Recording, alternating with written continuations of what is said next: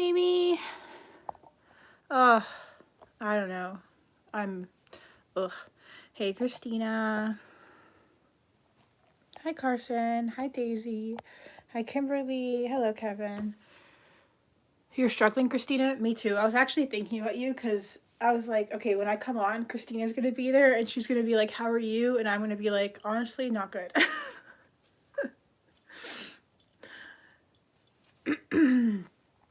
You never know. There's when I'm not on often, it's either because I'm not doing good or because I'm doing good. It's like usually like it's not an in between. I'm struggling, bro. I'm struggling. Like not bad, not like super struggling, but I'm just like I'm not having it lately.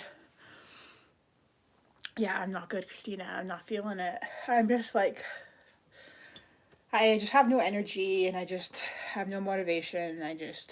I don't want to like stand here and list all the reasons why I'm struggling because then I'm just gonna. Do you know when you start going off about why you're not doing good and then it just makes you like feel worse? I don't want to just turn into like a. Yeah. But yeah.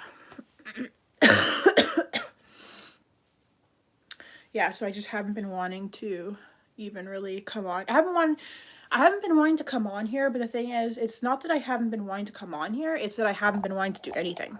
So like I haven't been cleaning, I haven't been cooking, I've been eating, but I've been eating way too much. I've been gaining weight. I haven't been cleaning. I haven't been moving. Moving next door is making it all worse. Like, well, I mean, with the daylight savings and everything, like, it's also making everything worse.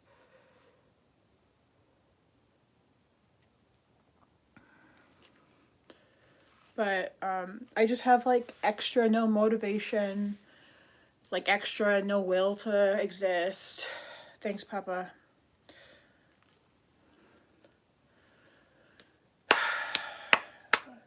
Yeah. I probably need to, like, eat something. That'll probably help too. But yeah, I'm just not, I don't want to talk about it too much because then I'll probably like start crying and stuff, and I don't want to cry. So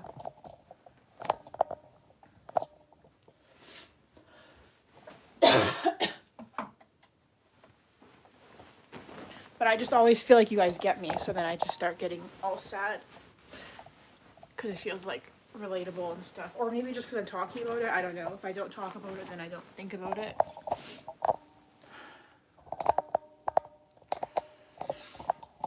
Well, I can't avoid the sadness if the sadness is still there.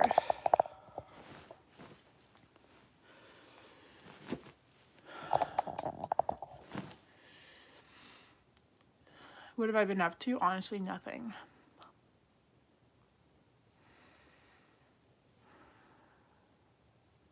No, I don't have a man.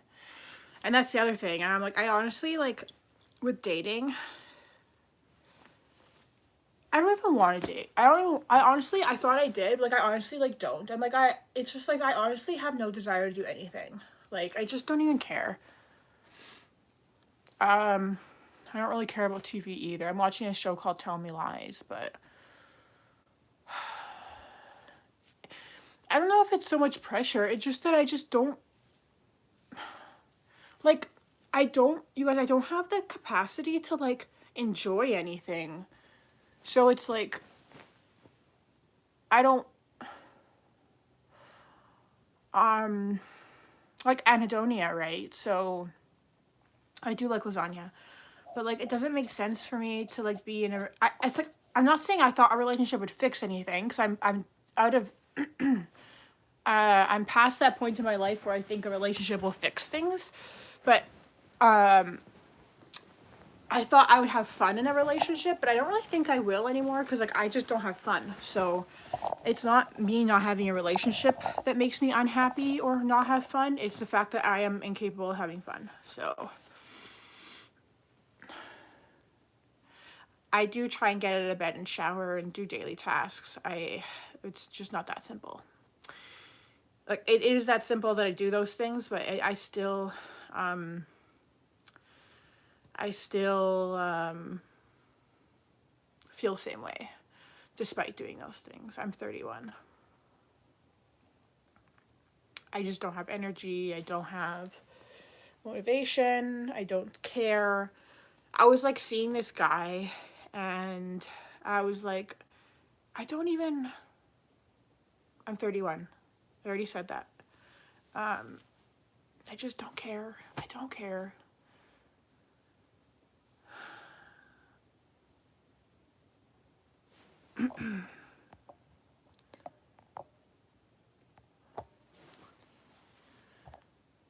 Hey, Papa, I appreciate that. Yeah, I know.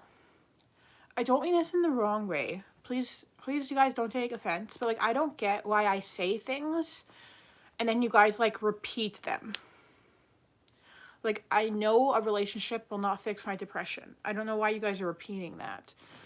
I feel like all the time I talk about stuff and I talk about, like, I feel like it's so hard to say anything because I say things like how a relationship doesn't fix things, and then everyone's like, you don't need a relationship, you're depressed, it won't fix things. And I'm like, yeah, I just said that. I just said that. It's like people aren't listening to what I'm saying or something. Like, I don't know.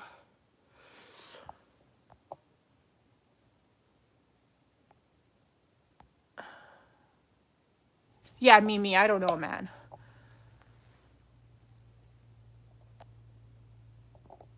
I know there's no mods, so I'm having to like, um,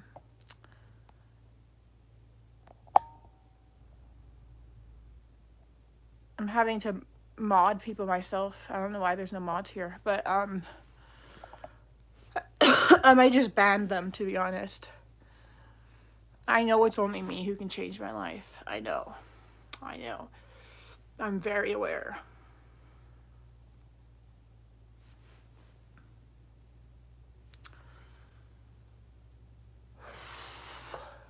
Okay. I'm just banning people who annoy me instead of timing out them. Banned.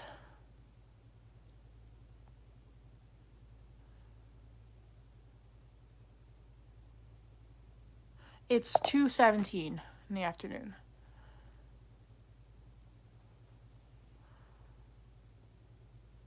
Hello, Fabian.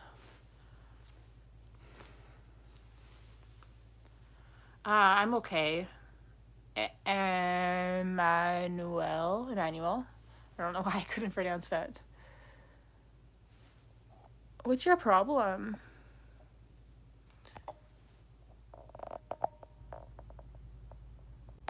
Hi, Daisy.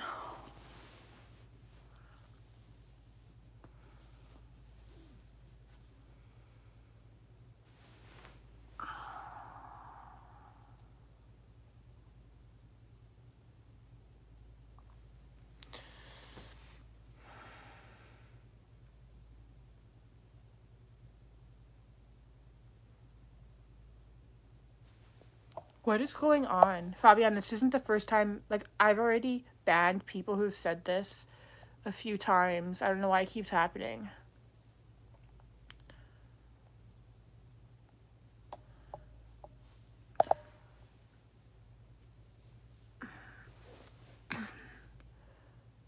I don't know why they're saying that.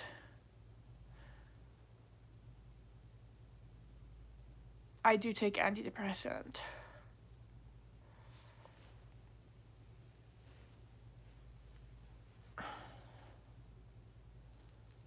Hey, Barathana.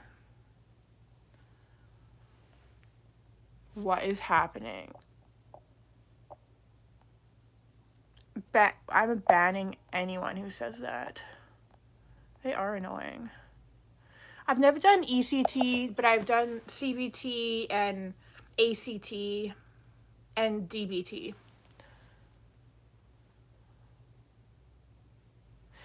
Going for a walk video, even if it's a live, not in my neighborhood, just because I don't want to show where I live, but I would maybe somewhere else. I just don't have the energy to go somewhere else.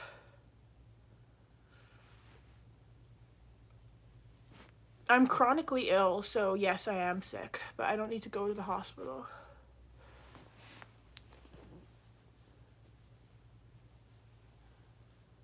You had a whole conversation with yourself outside, like out loud.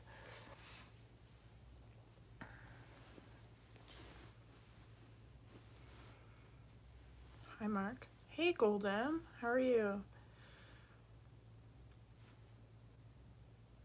Hey, Health. Or Heath. Sorry. Am I self diagnosed? No, I'm professionally diagnosed by multiple specialists. I need to go eat something.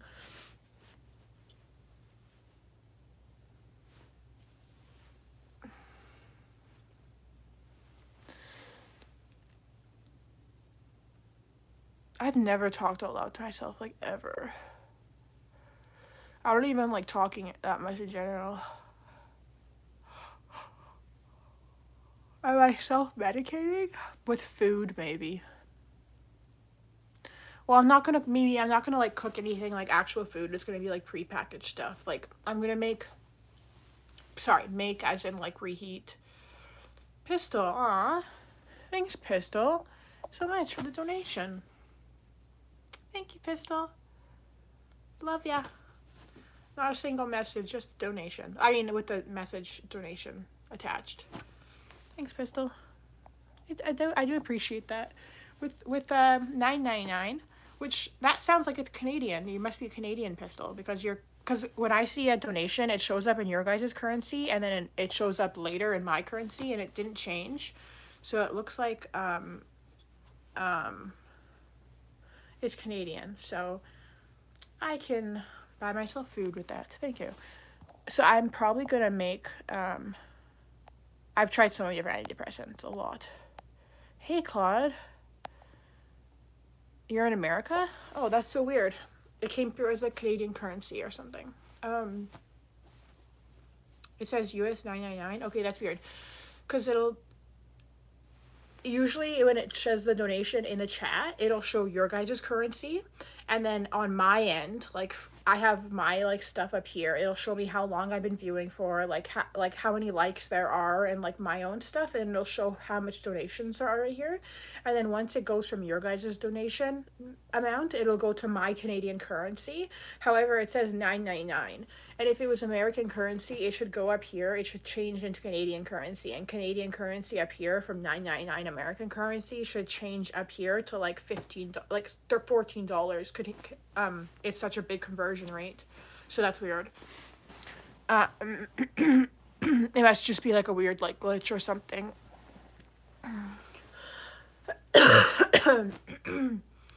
I have like these from Costco. I bought them a while ago in the deep freeze. Like these like little stir fry things that you just microwave. That's what I'm gonna eat. And then I also have like I'm gonna make like our egg sandwich or something after. 6-7.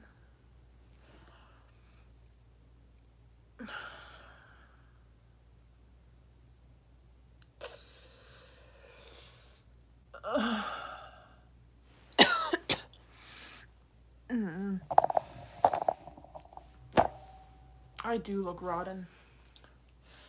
Not like dirty, but I do look like rough.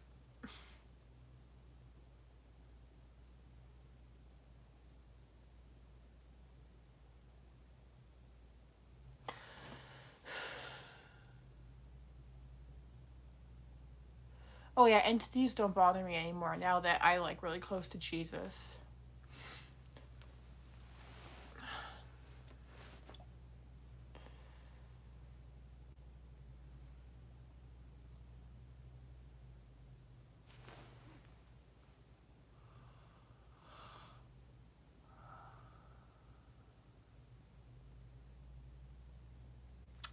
My sports bra like straps are bothering me.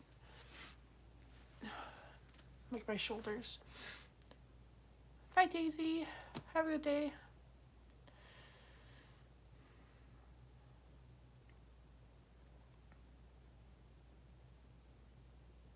Yes, Mimi. Yes, I have. Yes, I have. So is my sister. I can't stand it, Anna. I only wear sports bras, but even then, like I don't like the straps pulling on my shoulders. Especially because I always get headaches. Like I don't like that feeling. It really upsets me, which is why I don't usually wear a bra, or I pull my straps to the side so it's not resting on my shoulder.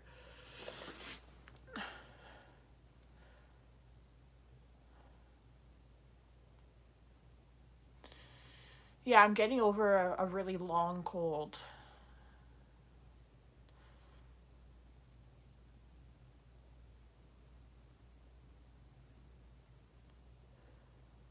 Yeah, just hanging out with family for Christmas.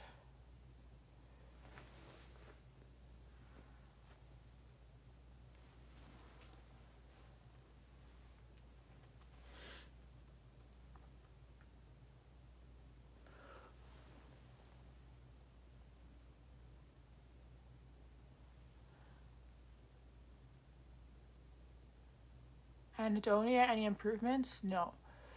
No improvements. I will say, however, like, um, I am like in my luteal phase, so it is like the week before my period, so everything is worse. Like, I have no energy, no desire. So I'm definitely more down than usual right now. But is my anhedonia like am I gonna feel okay? Like here's the thing, like I come on camera sometimes or on video and everybody's like, oh, you're doing so well, you're so much better than you were like a few weeks ago. But the thing is, they're comparing me to like my luteal phase. So I'm always going to be here in my luteal phase and here in my follicular phase. So they'll always be like, oh, you're so much better than you were a few weeks ago. But it's just because they're comparing me to where I was in my luteal versus follicular, which women will understand what I'm talking about. Men won't, or they might. Very few men will know what I'm talking about. Even if they understand, they don't really get it because they don't go through it. I have PMDD as well, but um, yeah, a beach would be nice. But my anhedonia, yeah, is really rough.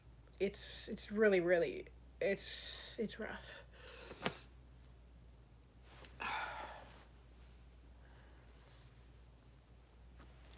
My shoulder.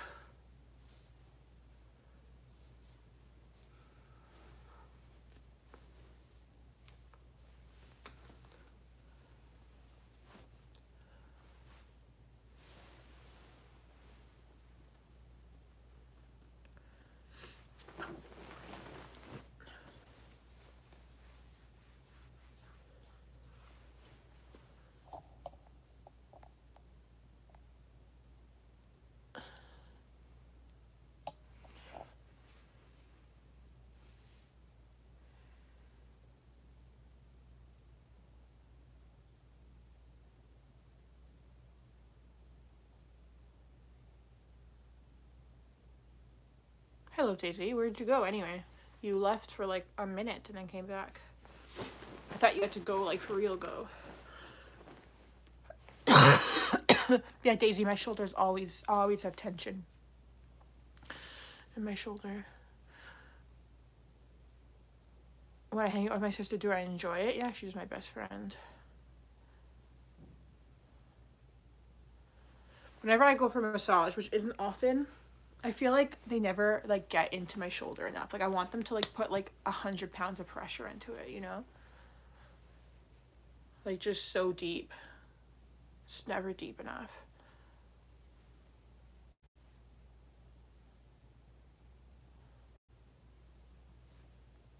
Yeah, I should go eat. I don't want to. Like I don't feel like getting up, but I feel like it'll help me if I go and eat. But I also feel like I should like put a different shirt on so that I don't have to wear a sports bra. Let me put this higher.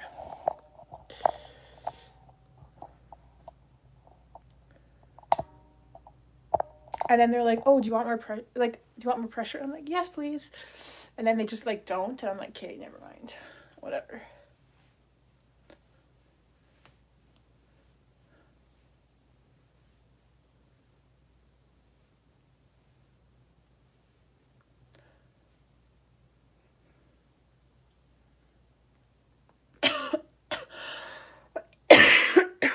Now you have to go for real. See ya, Daisy.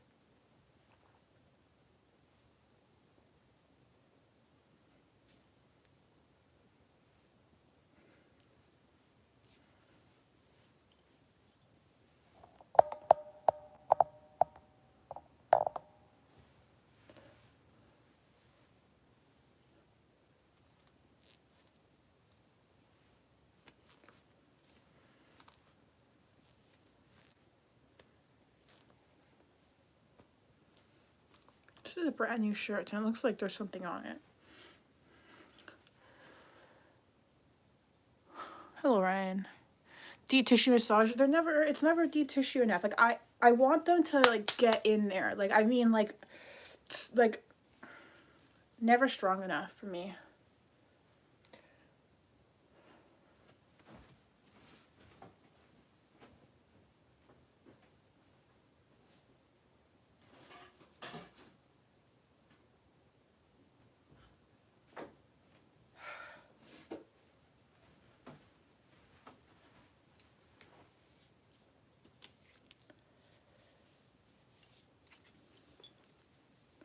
You're working?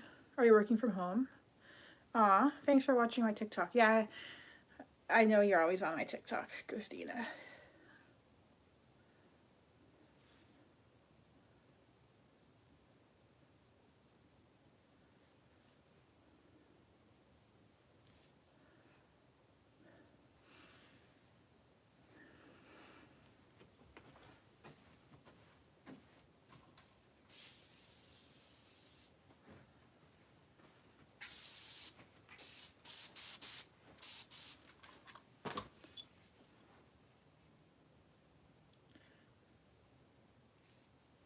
Nice, Christina, nice. Hey, is there a lot of people in here? I had some questions. One was about cars, and the other was about two, those both about cars. Two different categories of cars.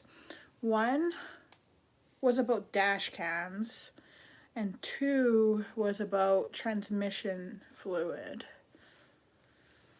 If you know about people who know about transmission fluid,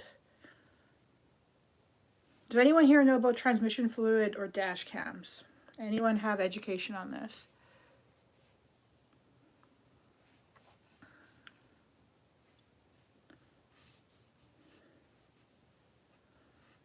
Which one? You have to tell me. You guys are saying you're an expert or you do, but which one?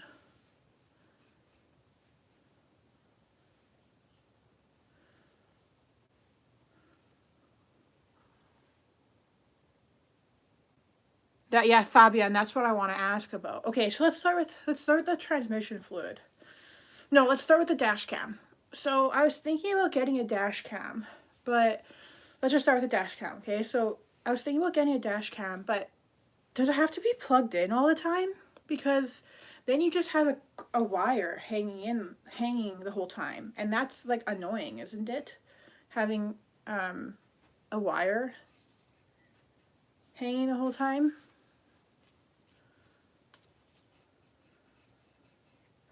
I don't have any hips. It's my sweatpants giving the illusion of hips. There's like no hips here. The wire gets stuffed in. What do you mean get stuffed in? Like I have an old car. So if I just bought a dash cam off of like Amazon, let's not talk about the trans fluid right now. Let's not talk about the transmission fluid right now. We'll move on to that. Let's just talk about the dash cam.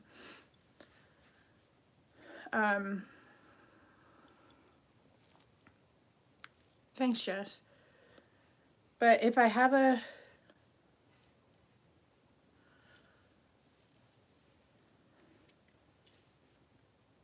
get a dash cam off Amazon, does that just mean I'm gonna have the cable hanging there into it plugged in all the time?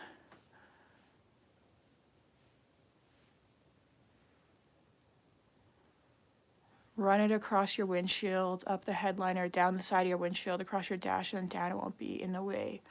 My other issue is that because you plug it into a little cigarette lighter, right? And I already use that. I already use that to Bluetooth my music. route the wire along. You guys, this sounds. What do you mean route the wire along the headliner? It's so complicated. Plug in, but can hide wire. How do I hide the wire? Okay, moving on from that. Let's talk about transmission fluid. So everyone says, so I drive a 2004 Honda Civic, and it has 160,000 kilometers, and the transmission fluid has never been flushed. Okay, 2004 Honda Civic, 160,000 kilometers, transmission fluid's never been flushed. And everyone's saying that if the transmission fluid has never been flushed at that point, then you should, I'm not high, I don't do drugs, or take painkillers or whatever. So, if the transmission fluid has never been flushed at that point, they say that you shouldn't change it or flush it. Because there's like debris in it or something. However, I have a transmission leak. So if I have a transmission leak, it has to get changed, doesn't it? So now I'm worried if I have a transmission fluid leak and it has to get changed, does that mean that it's going to cause a lot of problems now?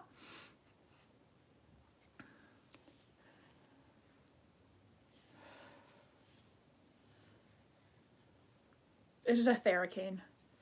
How bad is the leak? Not bad.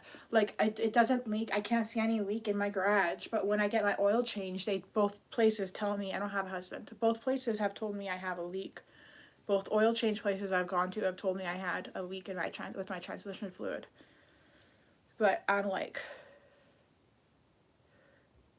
both separate places I've gone to, 2 oil change places, and they both told me I have a transmission fluid leak. So I'm gonna have to get that fixed, no? Aw, Ren, love you. I'm glad you're here because there's been some crazies in here. How much miles? It's kilometers. It's 160,000 kilometers. So I think that's like just over 100,000 miles. That's maybe like 110 miles.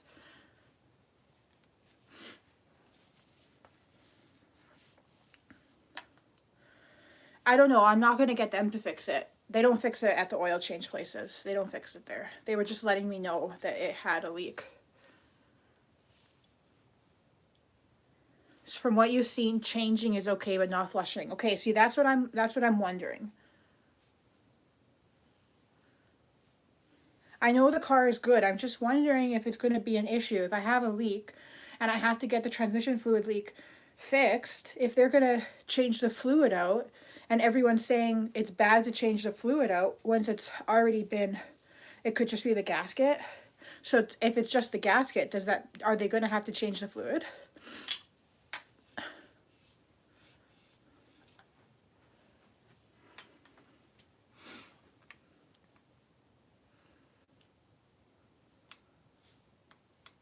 So is that bad, Kevin?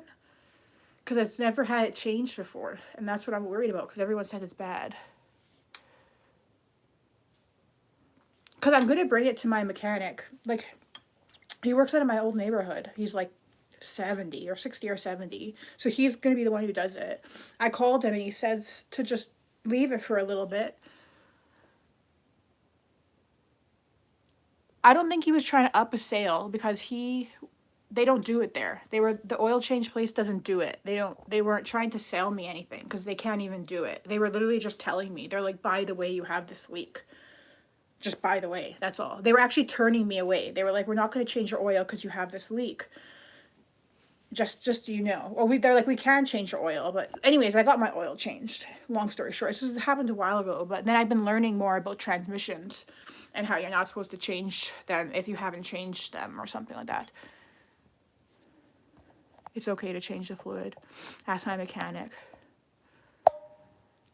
Take it to have a flush at a place that does transmissions. There's a filter to be a place.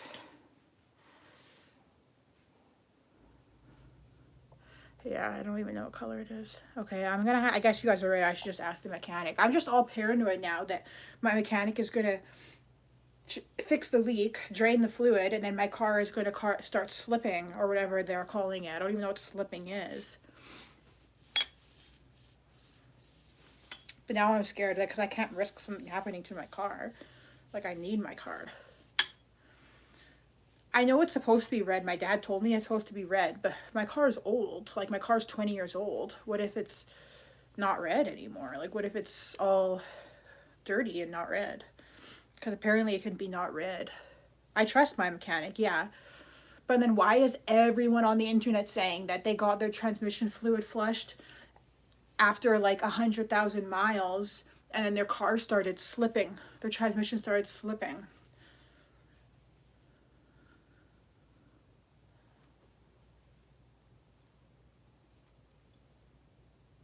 You wouldn't even change the. That's, see, that, Fabian, that's what my mechanic said. He didn't look at it, but I phoned him and I told him that it's you can barely see the leak, and he said don't worry about it then, and to just keep an eye on it. And I was like, okay, well, at a certain point though, I'm gonna have to fix the leak. I'm not getting a new transmission. I can't afford a new transmission. Isn't a new transmission like, there's nothing wrong with my transmission aside from the fact that apparently that it has a leak. Thanks, David.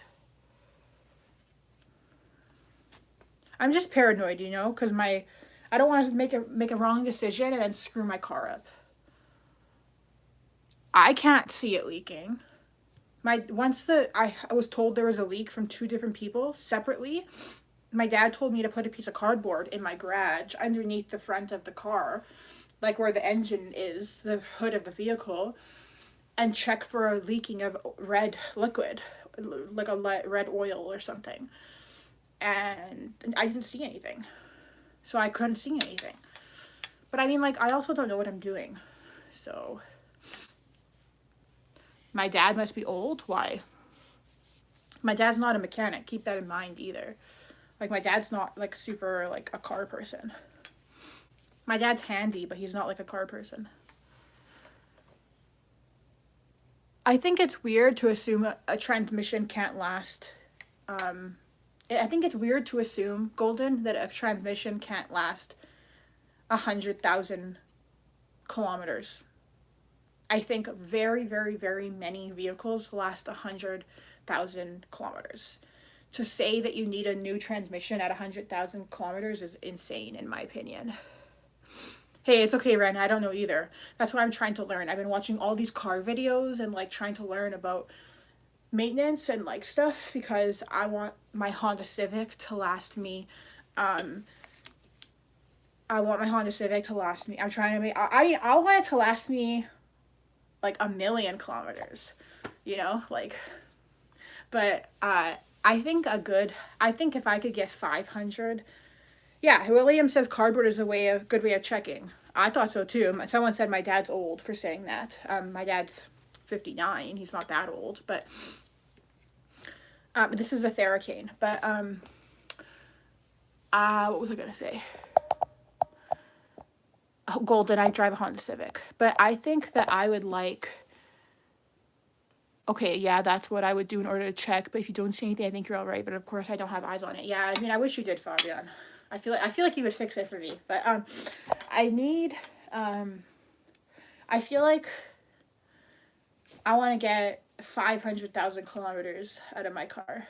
Like, I feel like if I take really good care of it, which I've always gotten my oil changes, I drive carefully. Is it a front wheel drive or a rear wheel drive? I don't know. What's a standard Honda Civic? I don't know. And also, it's an 8. Does anyone know anything about Honda Civics? It's okay, so apparently it's a front-wheel drive.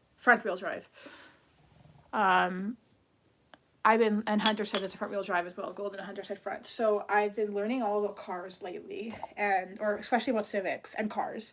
But apparently my Civic is an 8th generation Honda Civic, and apparently that's the best generation of Honda Civics because it's before the it's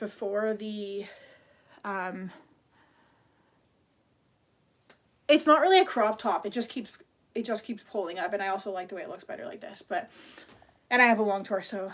Apparently, my car. I'm reiterating what I've learned. Do you know how like when you learn stuff, it's better to like retell people, and also you guys know what you're talking about, so you can like tell me if I'm wrong. But mine's a 2004 Honda Civic. Yeah, aw, poor Civic. So apparently, my Honda Civic is an 8th generation Civic. It's the first of the time of the 8th generation. And apparently the 8th generation Civics are the best because after the 8th generation Civics is the 9th generation Civics, and those Civics have something called what all the new cars have, and they have like this new type of like I don't know if it's the transmission. I don't know what this thing is, but they're like automatic shifting, and it's called like CVR or CTV or something, and it doesn't have that. So apparently it's better. I don't know. CVT. Yes, Sandwich knew what I was talking about. A CVT. And apparently the 8th generation Civics don't have a CVT. I like that you guys knew what I was talking about. And apparently my Civic doesn't have a CVT, and apparently that's better. Is that true or not? Continuously variable transmission. Okay, so it's actually a good thing, William, to have it or to not have it? True. Okay, yeah. So, yeah. So apparently, yeah, everyone, all the car people, all the vehicle people are saying that the CVT is not good. And that, yeah, all the Civics in the 8th generation, so from 2012 or 2013 and forward, hey, Sealet, have CVT, and so do all the new vehicles. Apparently all the new vehicles have CVT. But I don't know why they're saying they're bad. Why would they put something that's so bad in all the new vehicles? It can't be that bad. But why do they... It's more fuel efficient, but not more reliable, so it breaks down. Thanks for subbing. Manufacturers came cheaper part, okay. Yeah, so I feel like that, honestly, my car is a good car. I've always thought it was a good car. I've always loved it. Unfortunately, like, it has so much body damage. Like, the outside of it is really damaged because I drove carelessly when I was younger in it. Because I've had this car since I was 16. And I wish I took better care of the outside of it. But, like, I really love this car, and I want to take better care of it. And it has some rust, and I want to fix up the rust on it, but I don't know how to do that. So, I don't know, like, if I can bring it. So I don't want to pay, like, body shops. I want to, like, find someone who, like you guys, like, who knows what to do, and, like, can just, like, I can just pay them to do it. Like, file down my rust and, like, spray paint it. But I don't want, like, some random silver spray paint. I want the proper, my silver Honda Civic color. Ren, you know about cars.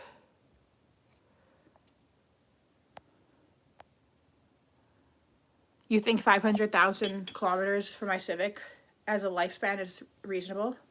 Day one? No, honestly, Fabian, I used to race people in my car. Like, what an idiot.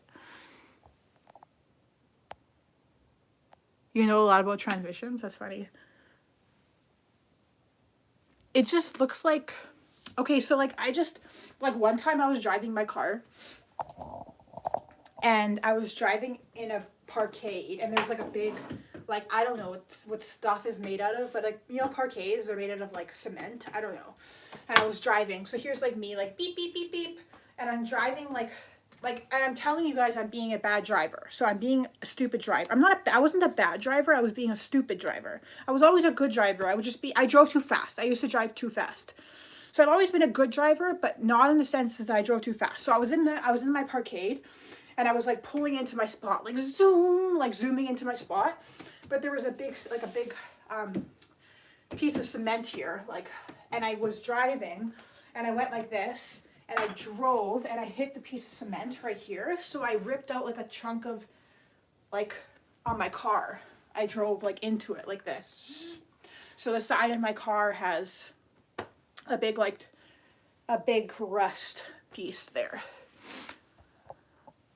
I have no energy in the winter. Would I rather date an athlete or a musician? An athlete, but not like a real athlete, because I don't trust them. Yeah, right.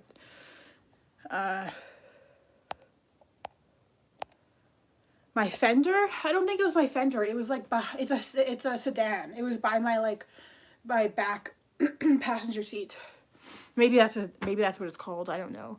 And then the other time I backed up into someone's like trailer hitch. I don't know what it's called, that big like ball that you hitch a trailer on, and then I like have a big like dent in there. And everything else was damage someone else did to my car. Like other people did damage to my car. Quarter panel. Yeah. So, and then other people have like hidden, like done stuff to my car. No, I'm a good driver. This is like, I've had this car for 15 years, 16 years. This is stuff I've done when I was younger. So there's a big difference in mistakes I've made when I was 17 versus mistakes I've made. Like, I don't do that stuff now. That's stuff I did when I was stupid. Like, everybody has, I feel like, not everybody, but most people have made stupid mistakes in their vehicle when they're like 21. You know?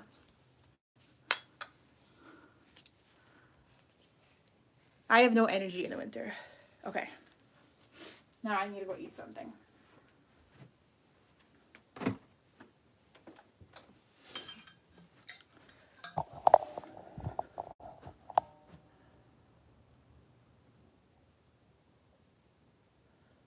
If you want to learn more about cars, I've been watching lots of TikTok videos. It's been like really educational.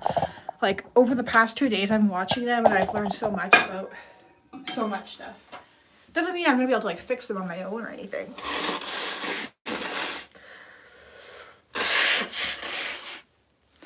Ren, you say remember like it was like a lifetime ago and you're like still a baby. And I say that in a nice way because being young is a nice thing.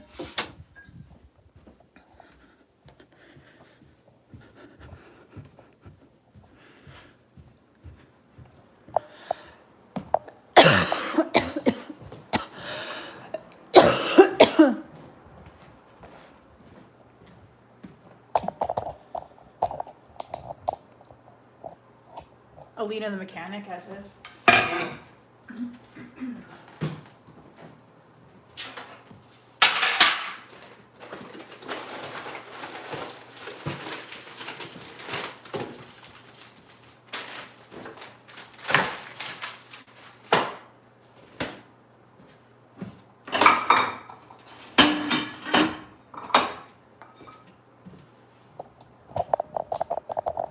My kitchen is an absolute disaster.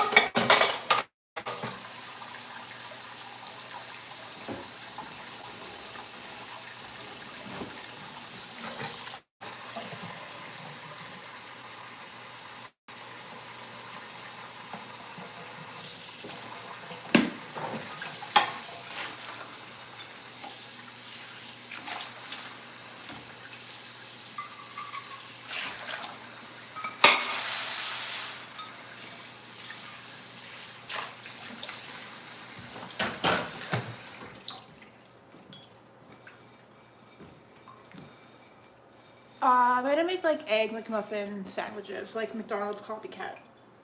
So, yeah, that's what I'm making.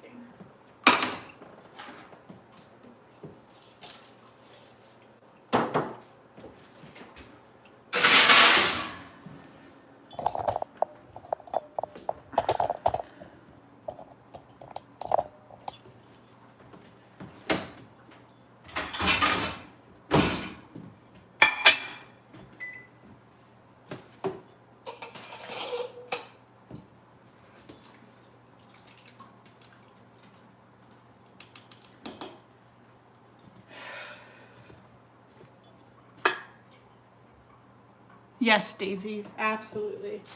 To the point now where I know I'm going to do that, so I just don't even start. I just don't even bother. These are kind of frozen still, so I'm just going to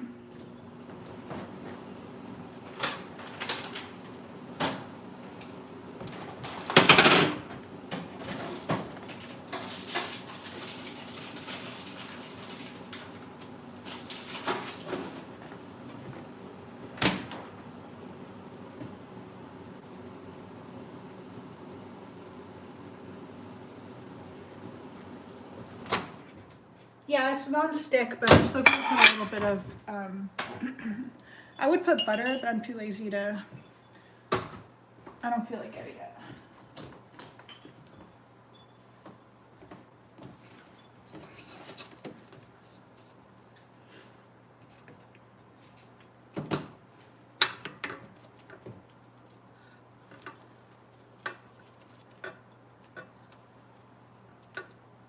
Oh no, these are still frozen.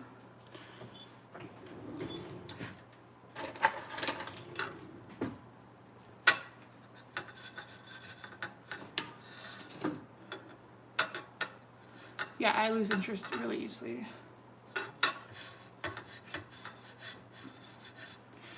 I pretty much, what I learned by the time I was like, I don't know, a certain age is that because I lose interest, I stopped allowing myself to get involved in hobbies that cost money, because I would like spend money on stuff like hobbies that I would fall out of interest in. So if I would allow myself to get a hobby as long as it didn't cost money, because I'm like, who cares? Because it doesn't matter. Or if the equipment for that hobby only costs like $10, then I wouldn't care. But otherwise, I wouldn't allow myself to get involved in it. Because I would almost spend more, I'd be more interested in spending time and money like on investing in stuff for the hobby than actually doing the hobby, if that makes sense.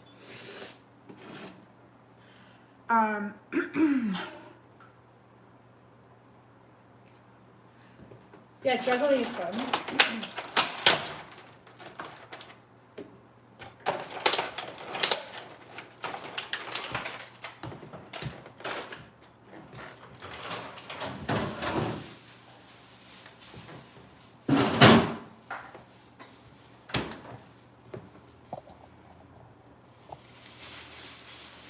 I'm making like a McDonald's egg McMuffin. And I specifically say McDonald's because I am trying to make it taste exactly like that with like, well, I don't know in the States if you guys have, like I'm specifically using this type of cheese instead of real cheese because I like that taste.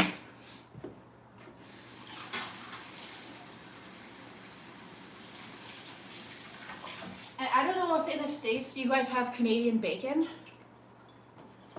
Like, but in Canada, we have like, I got this from Costco, but we have like Canadian bacon that McDonald's uses on English muffins.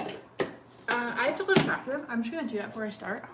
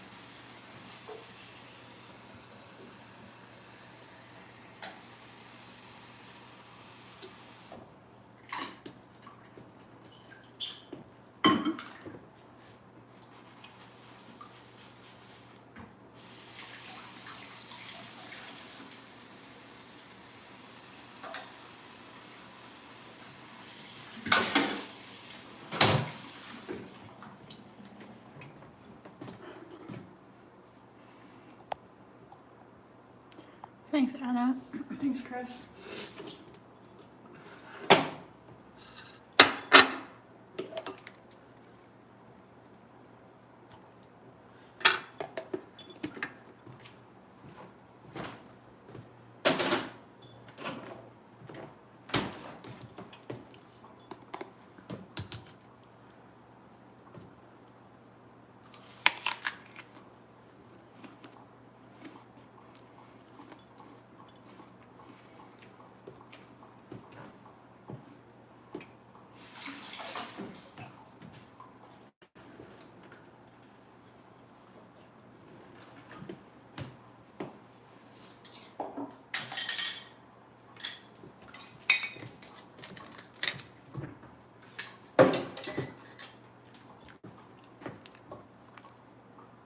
No, I wanted them, I'm all about liquidy yolks, but for these, I want them broken because I really want to be exactly like the McDonald's one.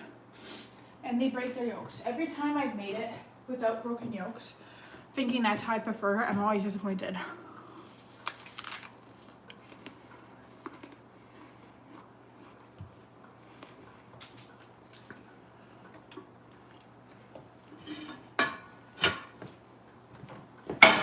But I very particularly want them to be like McDonald's.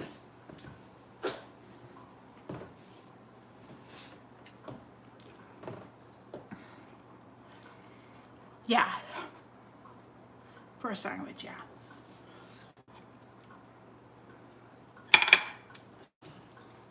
Like McDonald's Egg McMuffin.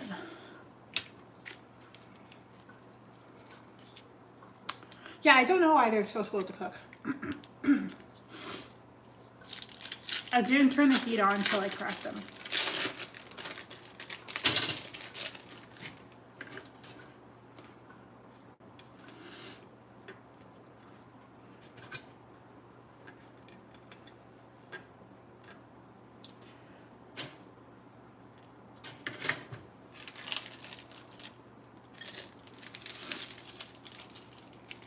I made this once with regular cheese, like real cheese, instead of cheese slices, and I'm telling you, it was not as good.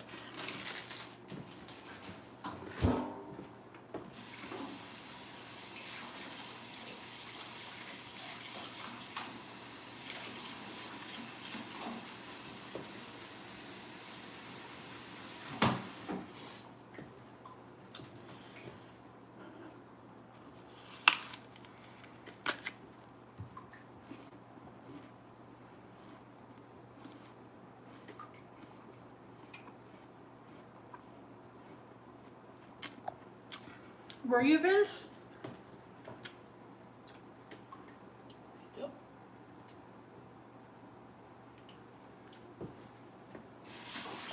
I don't like when there's like a little like blood vessel in there.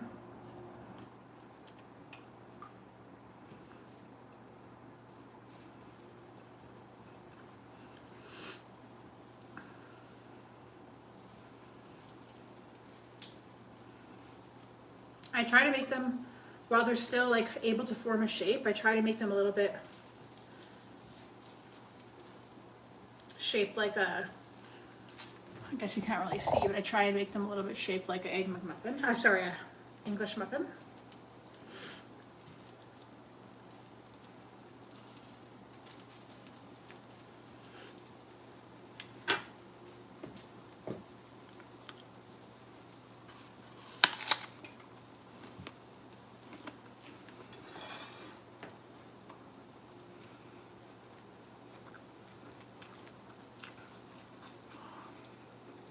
Thanks, Ben. Thanks, Tom. Round. I used to be all hardcore about it and use like a shaper, and I'm like, yeah, that's too much effort. I don't care enough.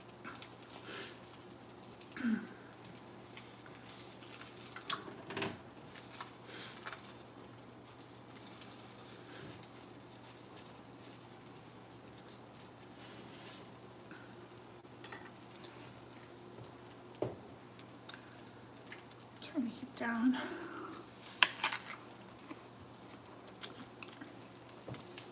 You wouldn't want my food, right?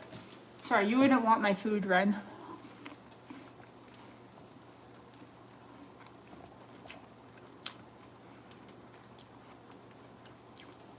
I've been making vermicelli bowls. Oh, did I delete them? Right, I deleted them. Yeah, I've been making vermicelli bowls.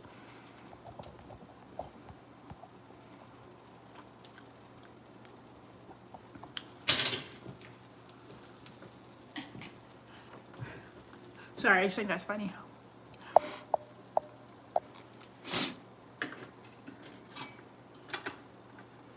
Cheese goes on that side, just like the Egg McMuffin.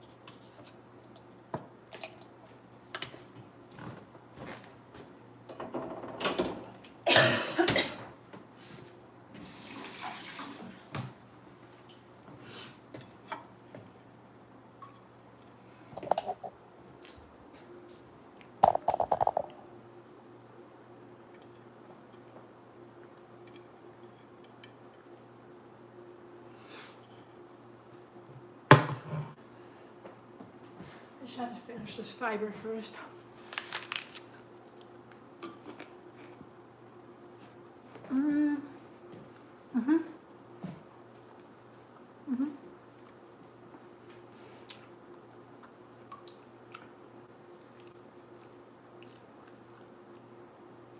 I can't say your name because I don't know how to read that like I don't know what you call that. I don't know how to read that though.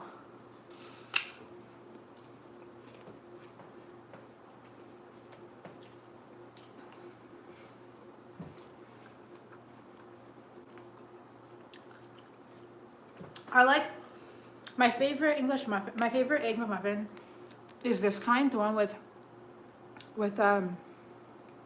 Canadian bacon, ham. And then I also like the bacon one, but I don't like the sausage one. Thank you, Julia. Thank you, Leek. What one do you guys like?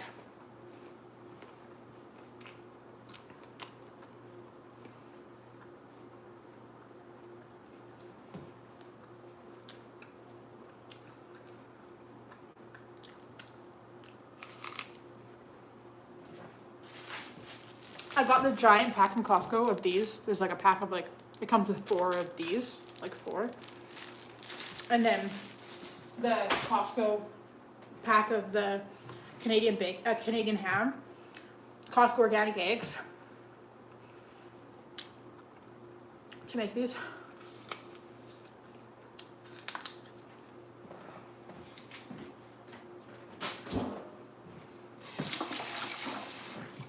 I would have got the Costco size of the cheese, but I don't want that much fake cheese in my house.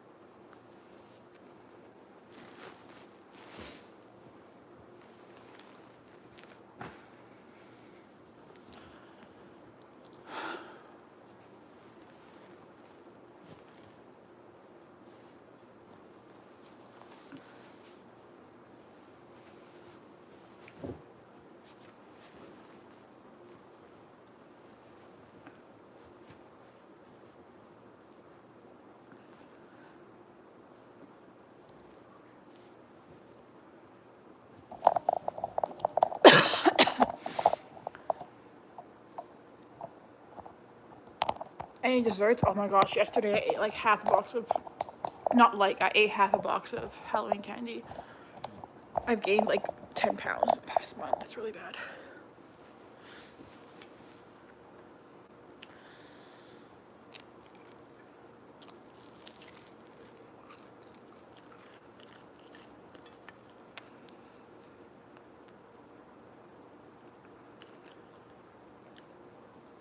aside from like the random off days, I've ate 2 of these every single day for the past 3 weeks, I think.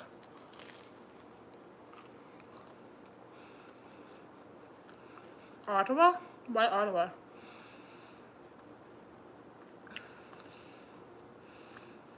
Adding ketchup is Canadian. I like the acidity and the sweetness.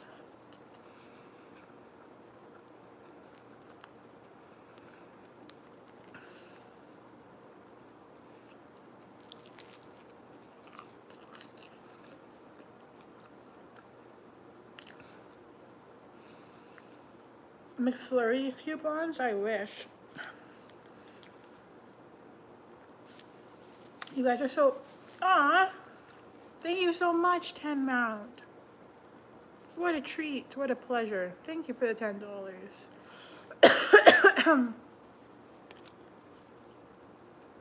Thank you, 10 Mount. I have food in my mouth. Thank you. In America, you guys have that thing online for McDonald's Monopoly where you can like get free codes. We don't have that in Canada. And I was jealous.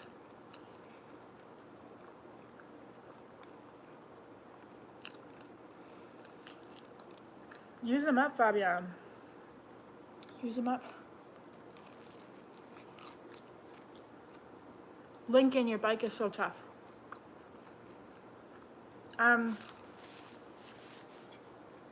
Lincoln, your bike is so tough.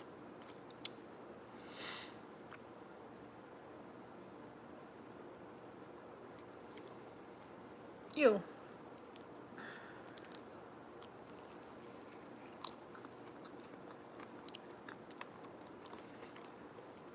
Tell me, Ren. Tell me. So jealous, Fabian. In Canada, for us to get like a free play, we have to send in a mail. Like we have to stamp, like buy a stamp and mail it in. And we get like 2 free ones. In the US, you get like 4 or like 8. And all you have to do is like go online. It's crazy.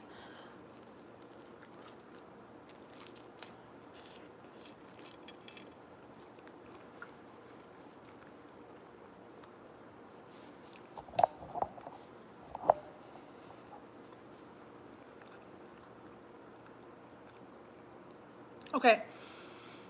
I don't think this was stuck in the 90s. They're doing it to avoid giving free ones. Nice, Riley. What was I going to say? In Canada, our ice cream machines are never down. Ever. I've never seen a down ice cream machine. I never understood when you guys talk about a down ice cream machine. I'm like, what are you talking about? I always thought it was like a made up thing.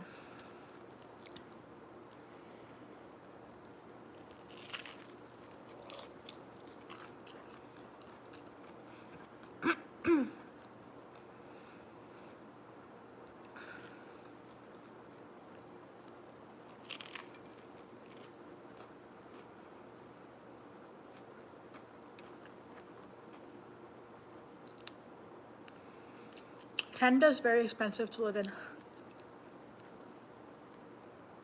It's a lot cheaper to live in America. A lot more affordable. Thanks, Libby.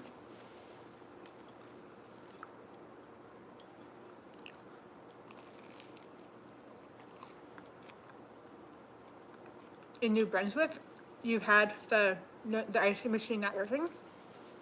It could be because I live in Edmonton, so it's like a bigger city.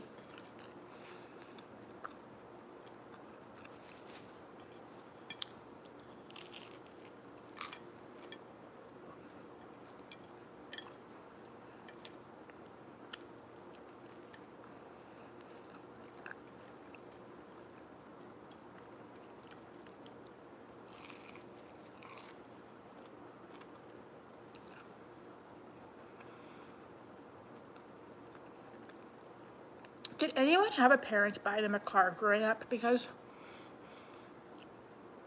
I didn't. I bought my own car. And on TikTok, I always see people like whose parents buy them their own car. And I'm like, is that a real thing? That people's parents buy them their own cars? Like the people, like that's actually a thing.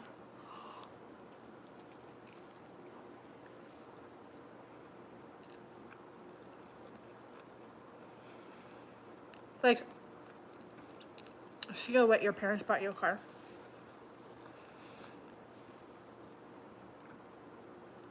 Like, I always thought I grew up middle class, but the more I've gotten older, the more I think I grew up lower middle class.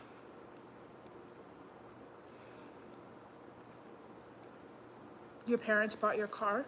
Ren, did you grow up, did your parents grow up like semi like wealthy? I just don't understand it. I'm like, parents just have money to buy their kids cars? Like, I just don't get it. It's just like so unheard of to me.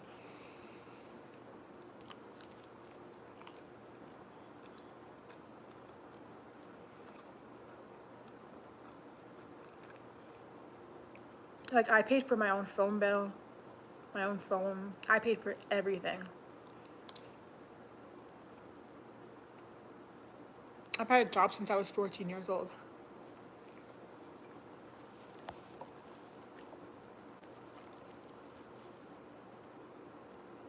You got a car from your parents when you were in high school. You never asked for it. So were you rich? Your dad was poor, but your mom was rich, so your mom bought you the car. YB, do you have a lot of money, or is that hard for you to buy a car? Oh, that's really nice, Baradana.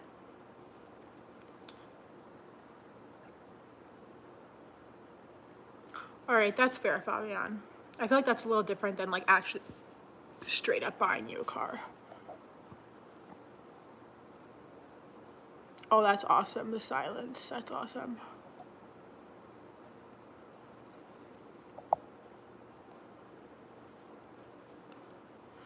Man, I'm honestly jealous of like I feel so much envy for people when I see people on like TikTok, like kids who are like 14, 15, 16, and you can see their houses. My and they live in these really nice houses. And I'm like, that's just normal for them, hey? And then their parents buy them like BMWs and like, or it doesn't even have to be a BMW, it can just be a regular car. And I'm like, however, my parents saved and paid for my school. They paid for my college.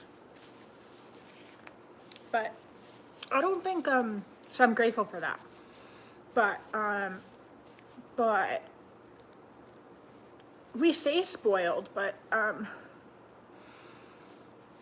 they, it's not their fault their parents are rich, you know? Like, it's not their fault that their parents are rich. You can't blame them for having wealthy parents. I think that um, I think that college is a lot cheaper in Canada than it is in America. Like school here, first of all, no one stays in. Like I noticed that in America, you guys seem to all everything is not cheaper in Canada. It's so much harder to live here than to live in America. Everything is cheaper. It's easier to get rich in Canada. It's easier to survive in it's easier to get rich in America. It's easier to survive in America. Sorry, like money wise, not healthcare wise. The only thing we have better in Canada is things like healthcare and like maybe like social systems and stuff like that. But when it comes to like jobs, everyone gets paid more in the States. Like minimum wage is better in the States. Cost of living is better in the States. Houses are cheaper in the States. Mortgages are cheaper in the States. everything is cheaper in the States. Like, it's cheaper to live in the States. Yeah, Kansas here. Life is cheap as hell here. Easier to survive. Be Yeah, it's very, living in the States is way cheaper than Canada. Less taxes in the States. Yeah.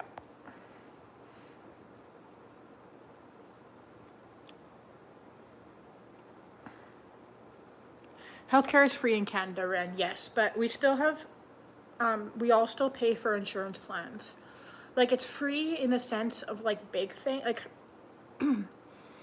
okay, healthcare is free here, but, like, not entirely. So, like, when you get a job, you consider, like, what your healthcare is gonna be. Like, okay, if you get cancer, or, like, you have some, like, serious illness, or, like, a pregnancy, or, like, any of those things, like, that's all covered by the government. But we still have insurance plans. Like, I don't have a job, so I don't have insurance. But when you get a job, like, you're like, oh, what's my insurance plan? Like, do I have a good insurance plan? Because, like, prescriptions and, like, medications are not covered by the government whatsoever. And, like, specialists are not covered by the government. Well, they can be. They can be. But, like, medications are not covered. And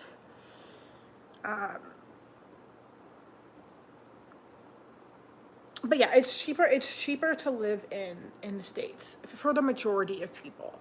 And you guys just get paid more. Like, what is minimum wage in, like, California? Because that's a harder state to live in, right? California is one of the harder states to live in. Minimum wage is $7.25. Okay, that's pretty low, actually. That's rough. But I believe that if you have, like a career type job, you get paid a lot more in the States. Like, the type of jobs that I had before I got sick, when I looked at comparable jobs in America, the salaries were way higher than what I would make here.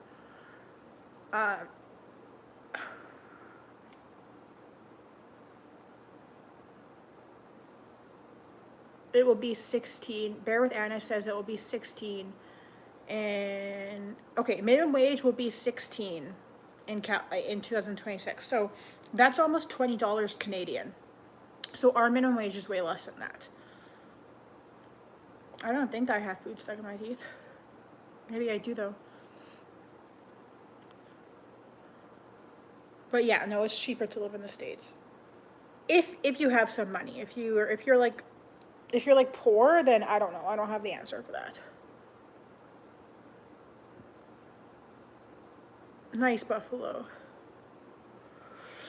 Buffalo, if you're gonna be bragging about how much money you make, you wanna hook me up? I'm trying to wink, but that was just ugly. That just scared you away. I'm sorry. Okay. I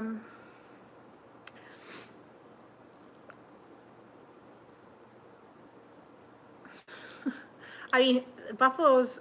Oh, you want to? Okay, you can donate on here or on my Buy Me a Coffee link, which Fabian will post right now. Love ya. Appreciate you. That's ballin' money. What do you do? Imagine making $45 an hour.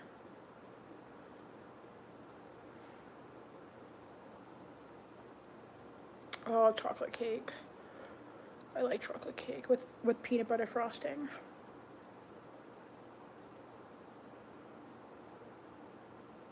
I bet you he does. The Scottish. I bet you he does. There's a lot of people out there who actually have really high salaries. Maybe he'll fix my car. My car is gonna cost, like, probably a couple $1,000s to fix. So I doubt that. I don't think you're gonna be that generous.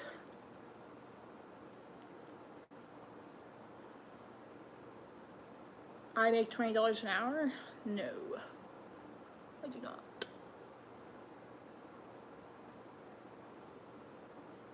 And that's fair, Anna. That is fair.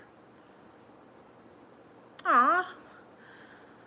Thanks, Buffalo. You followed through. I appreciate you. I appreciate you. Love ya. A lot of people say they're going to and they don't. So, love you, Buffalo.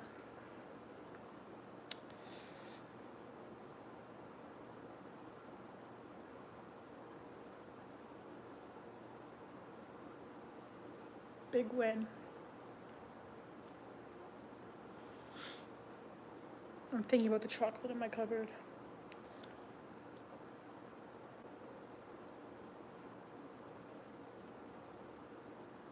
Very kind gesture. Much appreciated. Oh, not the buffalo emoji.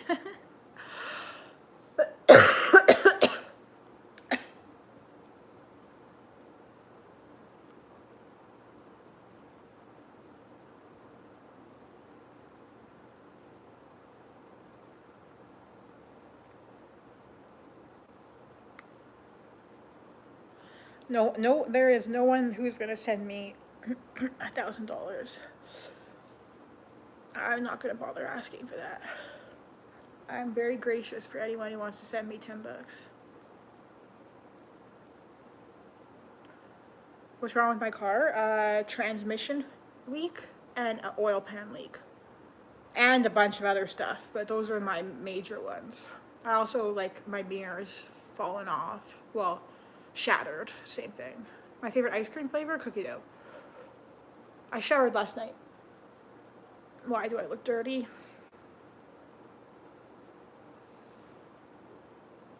2004 Honda Civic.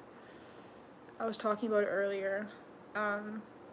Yeah, I have a transmission leak and an oil pan leak. I did think he was going to send me money, yeah, because I believe that he actually made $45 to $60 an hour or whatever. And for someone who makes that much money, I don't think they mind giving a little bit. Like, I don't think it's as big of a deal to them, you know? Like, I don't think they mind helping out. They don't mind being generous.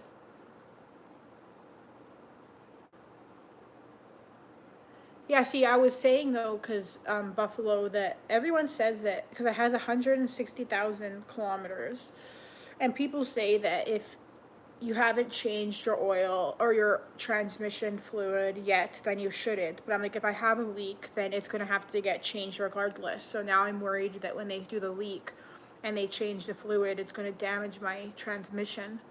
Because everyone says that if you change your transmission fluid at such a late point, like mine at 160,000 kilometers, what is this? Oh, if you change your transmission fluid at such a late point, like mine at 160,000 kilometers, that it's going to damage my transmission. Like, for example, they say that then your transmission will start slipping. I don't know what that means, but yeah, now I'm worried that if I get my transmission leak fixed, I don't know.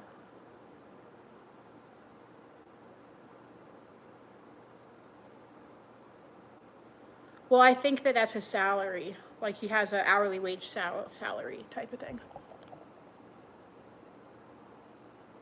But at Buffalo, if it has a leak, though, don't they have to drain it to fix the leak?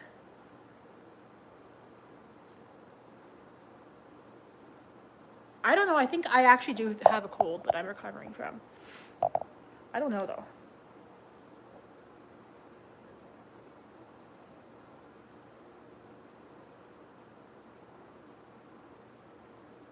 Happy birthday, Jesse.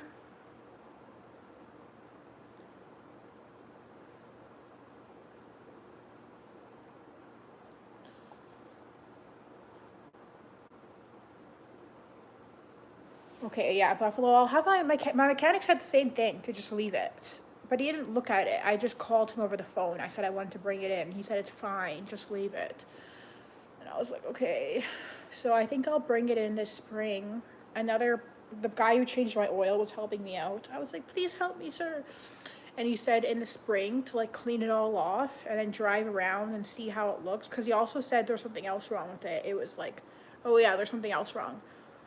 some sort of gasket is leaking or something, or it's something is wrong with the like a little a nozzle. Something is wrong with that. So I'll look at it in the spring. Save up for a Toyota Camry? Absolutely not. I'm gonna be using my car for another like 10 years, hopefully. I don't have that type of money to buy a car. That's why I'm so concerned about this, because I'm like, I don't know what's gonna happen when something happens to my car. Maybe oil gasket. I don't know. It had, like he said, it was like grimy around it or something, or I don't know. Like it was starting to like have stuff around it. I don't know. But yeah, so I can't afford a new car, so I'm like really freaked out because I'm like, with my car breaks, like what am I gonna do? I'm not taking a bus or an Uber. I'm not doing that. And I definitely cannot afford a Uber. It's a 2006 Honda Civic.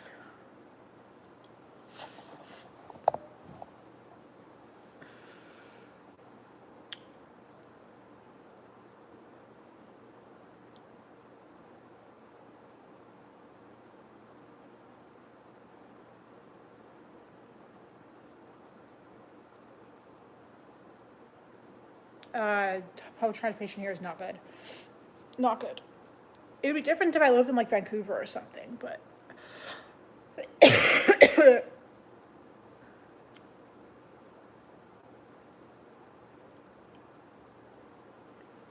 always wish I had like a car boyfriend who could just like fix my. Well, I mean that wouldn't fix the issue because even if I did, my car's gonna go eventually. I'm gonna have to buy a new car, and yeah, it freaks me out. Like I don't know what I'm gonna do when I have to buy a new car.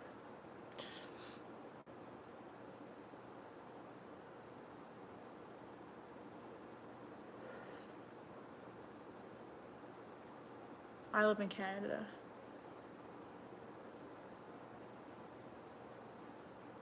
I remember back in the day, you used to be able to buy a same brand new, like same year of model Honda Civic for like $17,000. Now a brand new Honda Civic, not that I'm trying to buy a brand new car because I'm not, but a brand new car used to be a brand new Honda Civic 17 grand, 18 grand. And now a brand new Honda Civic is 30,000. Like what? Again, I was never planning on buying a brand new Honda Civic, but it just in comparison that meant I could buy like a 10-year-old one for like 8 grand or something.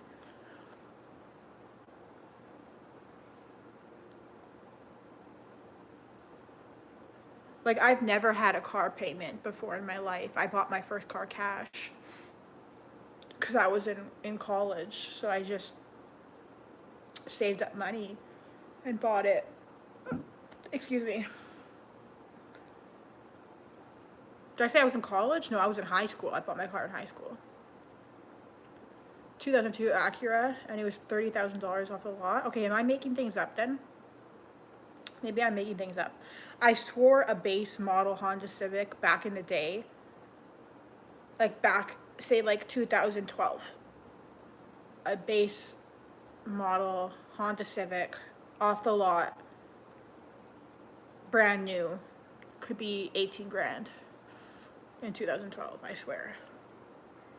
But if you're saying that your car, that's a similar type of model, and in 2002 you were buying, did you say a Chevy Impala? I don't remember what it was. And you were saying you're buying it brand new off the lot for 30 grand. That doesn't seem like, I seem like my Civic sounds dramatic.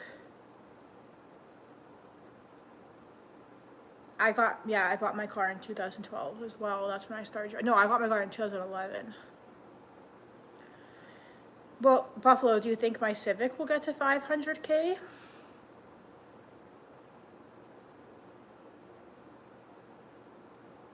I'm not going to have no car. I refuse to have no car.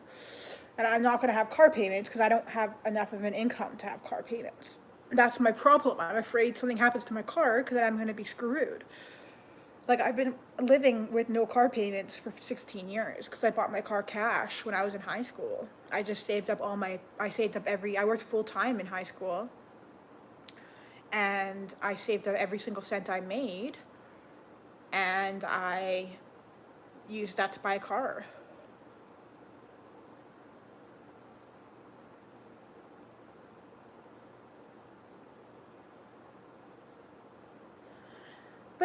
Buffalo isn't. Why would a '07 and an '04 be much different if they're all Generation 8?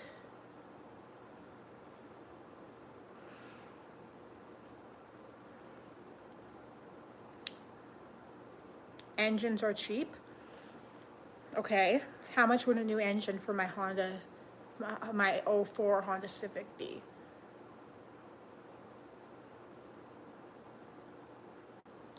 But if I replace the engine in my Honda Civic, wouldn't I have to start replacing multiple different things? Like I need a new transmission, a new this, a new that.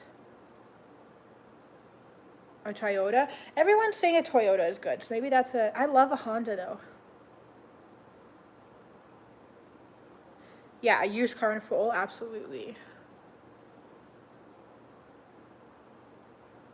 I thought Honda was good too, but now people are saying no Honda. So I don't.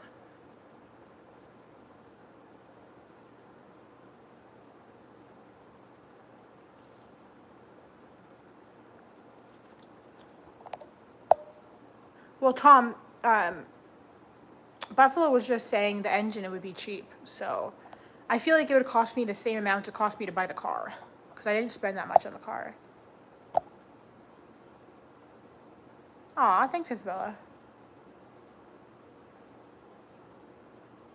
4 Toyotas.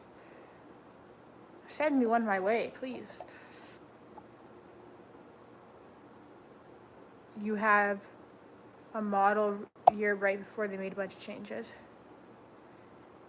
with a new engine. But I don't. You're saying a new engine would cost me about 2,000, but that's USD, right? So a new engine Canadian is going to cost me what, $4,000? That's pretty much close to what I paid for the whole car.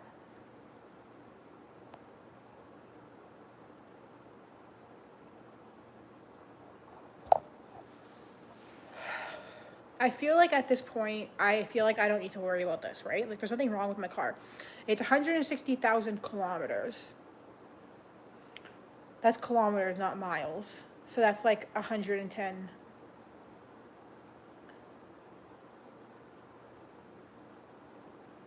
That's like, I don't know what that is in miles, maybe 110 miles. And there's nothing wrong with my car right now, aside from the leaks. So I'll get the leaks fixed. Probably gonna cost me 1,000 or so. And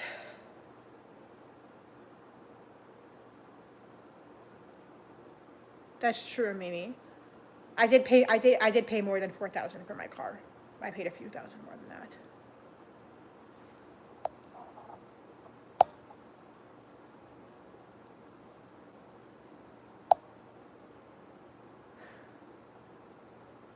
Yeah, Buffalo. I honestly feel like I feel like I have another like at least 5 years minimum. 5 years minimum on my car. Absolute minimum. I honestly feel like I can get 500,000 kilometers on my car. Sure, I might have to like put another couple thousand on it, but that's okay.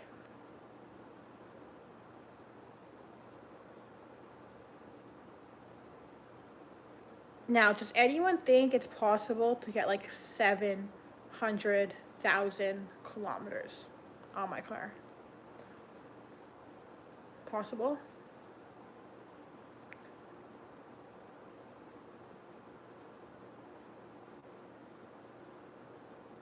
I don't think it needs a new engine. There's nothing wrong with my engine.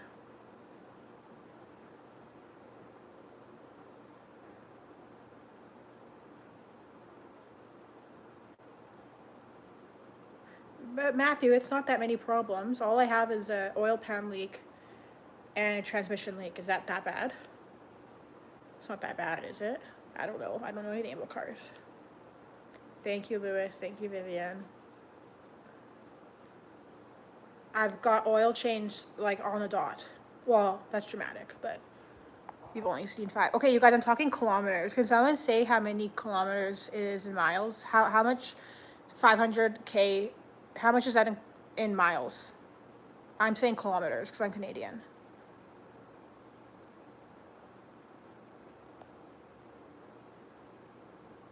And my insurance is fixing the damage. Yeah.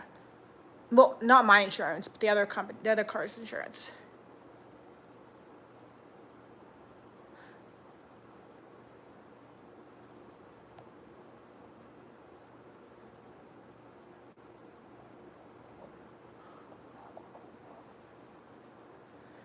Oh, 500,000 kilometers is 310 miles. Okay. Do you guys think that my car can get to 310 miles?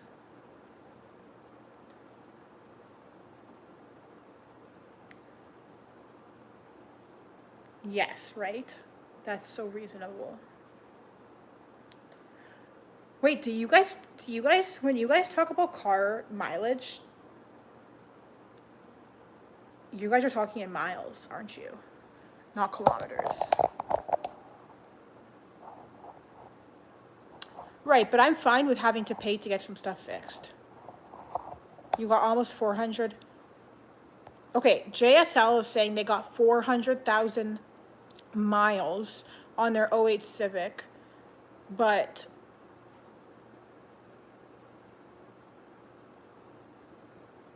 that means like that's like 700,000 kilometers. Tom Wolf, 301K. You mean? No, I mean 301 miles. Because I asked if I can get 500,000 kilometers, and they're like, no, that's too much. And I'm like, maybe they're not understanding my translation here. So I asked how much it is in miles. So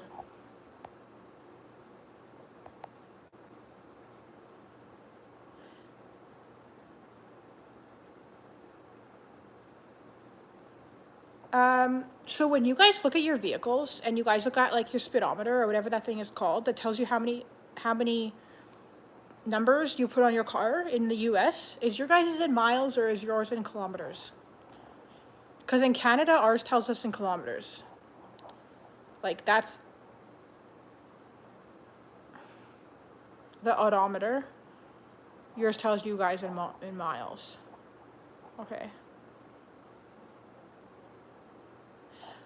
You guys, I feel like there's no way that cars can't make it to 500,000 kilometers.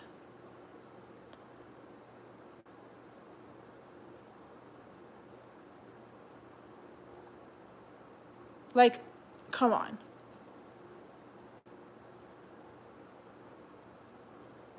This is coming from someone who knows nothing about cars, but I'm just like, it just, what, it just gives out? I guess in my car's defense, again, actually, I guess in opposition to my statement, my car is 20 years old. 20 years old, 21 years old.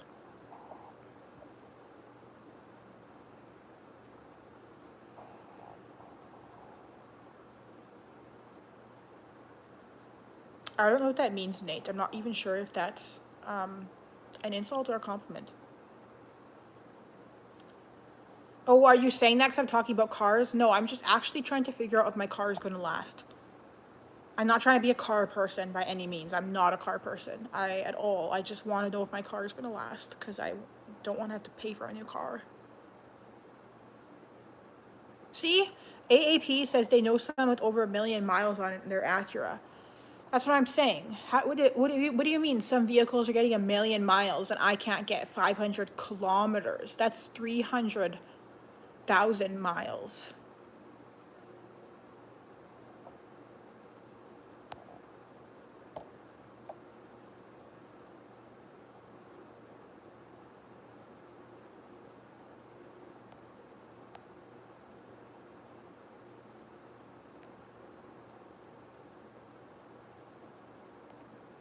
When you say JSL, when you say general maintenance, do you mean oil changes or do you mean like oil changes and like just general the things that need to be done? Because yeah, I don't really even know how. I just, if they tell me I need to do something, I do it. But other than that, I don't know how to know what maintenance to do. I only do stuff if they're like, you have a leak, then I'll do it. But I don't really do stuff before they tell me I have a leak because I don't know how to know.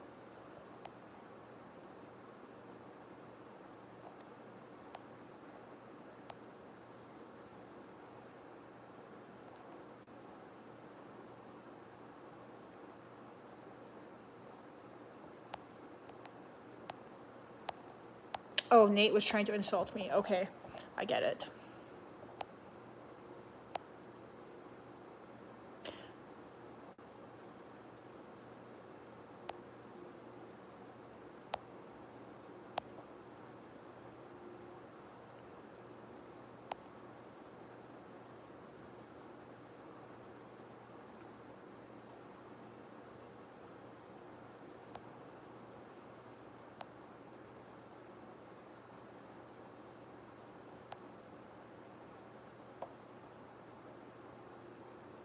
Yeah, see, Cylinder, that's what I hear. Cylinder says they have a '03 Honda Accord, and they had leaks, and I checked engine light, but they still had 550,000 miles.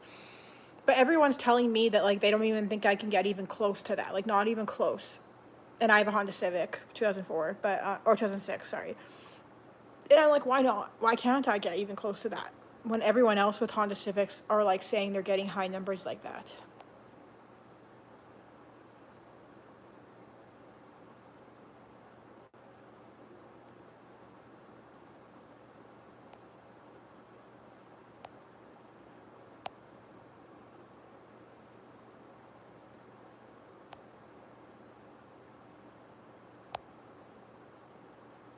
I definitely change my oil all the time.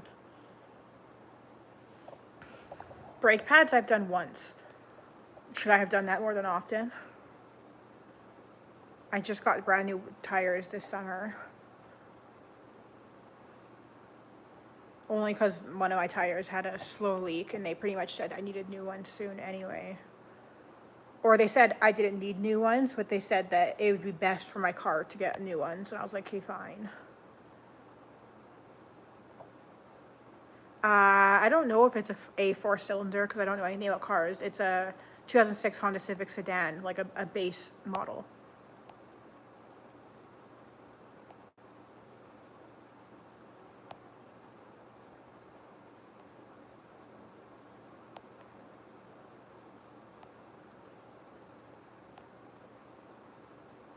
Yeah, the body of my vehicle's in rough condition, but that's not the fault. That's not the fault of the car. That's the fault of my bad younger age driving when I was like a teenager.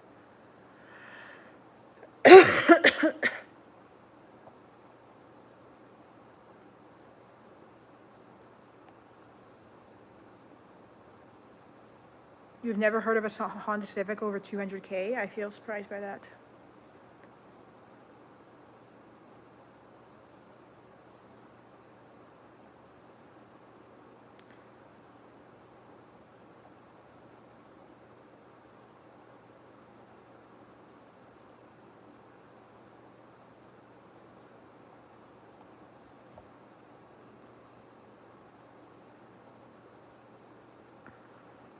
Okay, Danielle, yeah, that's when I changed my brakes. That was like 10 years ago.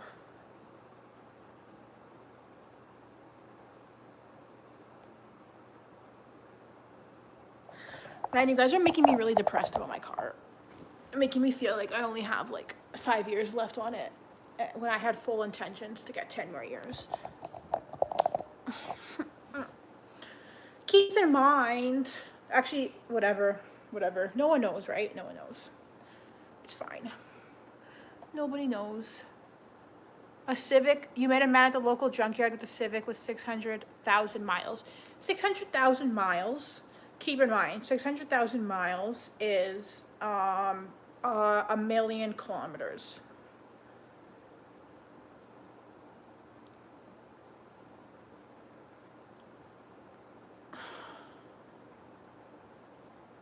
Thank you, Cylinder. Do you know car stuff? See, the problem, Golden, is that like I don't know what I'm doing. So a man's version of babying a car, a man who knows what they're doing of babying a car versus my version of babying a car is so different. And also the first 14 years of me having it, I always got my oil changed, always.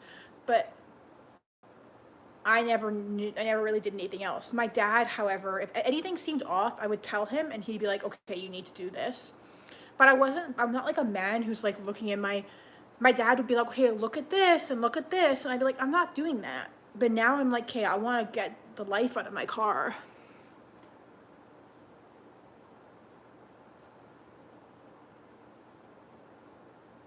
I did have to, I did have to get, I had to get my car towed last year. No, 2 years ago. My car stopped starting. So I had to get a Civic, 2006 Civic. I had to get my car towed because it stopped starting. And I don't remember what it was. It was either the alternator or the starter. But I did have to do that 2 years ago.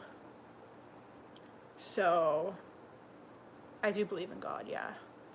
But I remember whenever I tried to start it, it'd be like zzz, it would be like every time I tried to start it, and it wouldn't start, or it would sometimes start, and then eventually it just stopped starting altogether, and then I had to get it towed. My dad kind of did it all for me. I mean, I paid for it, but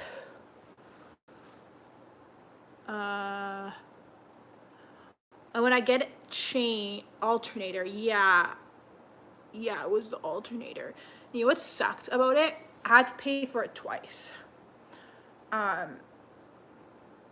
Because I went to yeah, we didn't know if it was the starter or the alternator. That's why I can't remember, because we thought it was both. My dad thought it was the starter or the alternator, and we couldn't figure it out. I don't remember which one it was. It ended up costing about $500. That's how much it costs. But we also go to like the mechanic. Yeah, see, everyone's saying starter alternator. That's what my dad said too. Starter alternator. We didn't know. Oh, do I play loud music in my car? No, not really. I mean, no, not really. Sometimes, but not really. I mean, I don't know. So anyways, do you know what happened? I had to pay for the parts twice. Because, so I bought I don't know, do any of you guys ever, well, I have an old car, so think about it, the speakers suck. So I don't know, it depends on what your guys' opinion of loud is. I always turn it down when I'm in like neighborhoods though. Well, it's already replaced, but I had to pay for the part twice. I'll tell you why. Do any of you guys, okay, I'm not sure if most of you people are fixing your own parts, but when you guys have parts that you have to fix, do you fix them yourself? Do you bring them to like a local, do you bring them to like the shops? Or do any of you guys do like what I do, and you know a person who works like out of their house and you pay them to,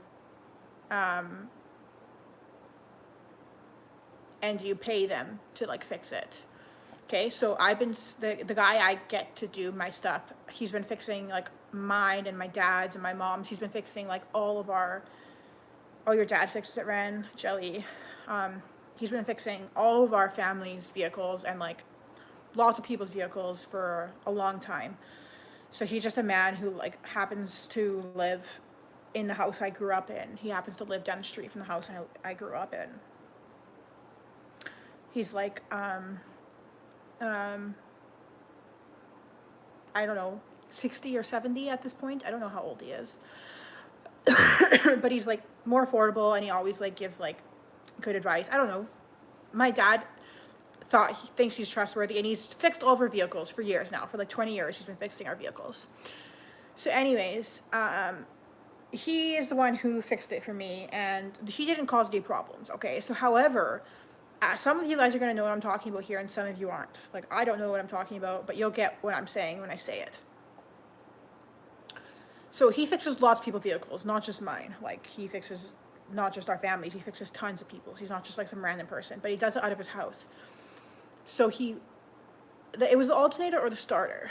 And I was paying for it. Like I said, like neither of my parents had a lot of money. So like this was 2 years ago. Neither of them are rich. So I was paying for this myself. But my dad was like helping me out, like asking him questions and stuff like that.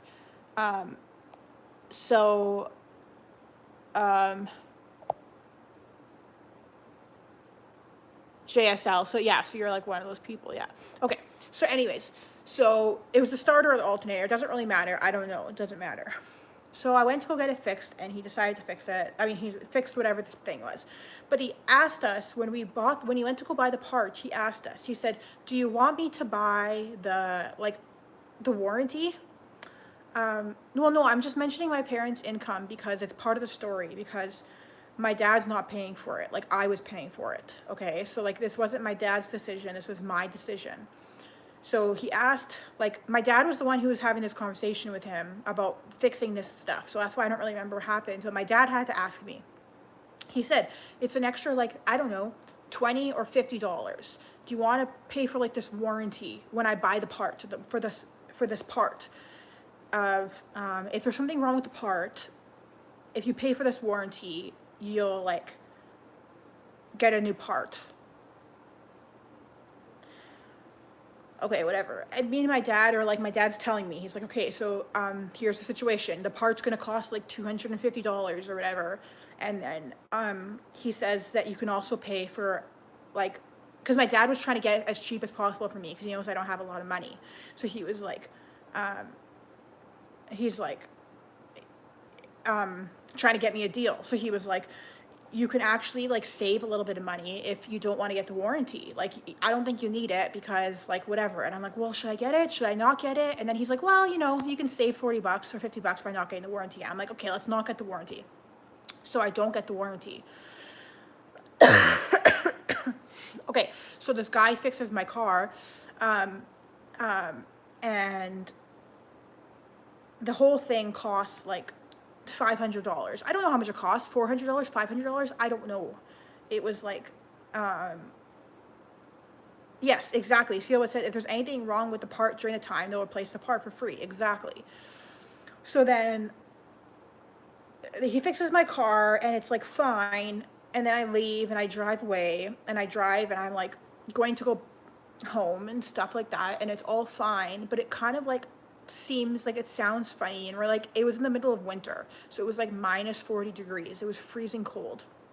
So we're like, it's probably just because it's cold, but like whatever. And then my dad's like, no, like let's not leave yet, let's double start it and like let's wait and see. So it was fine. So I leave and I go home, and then the next day comes and my car doesn't start, and it won't start. And I'm like, are you kidding me? So my car wouldn't start again. So we had to come and get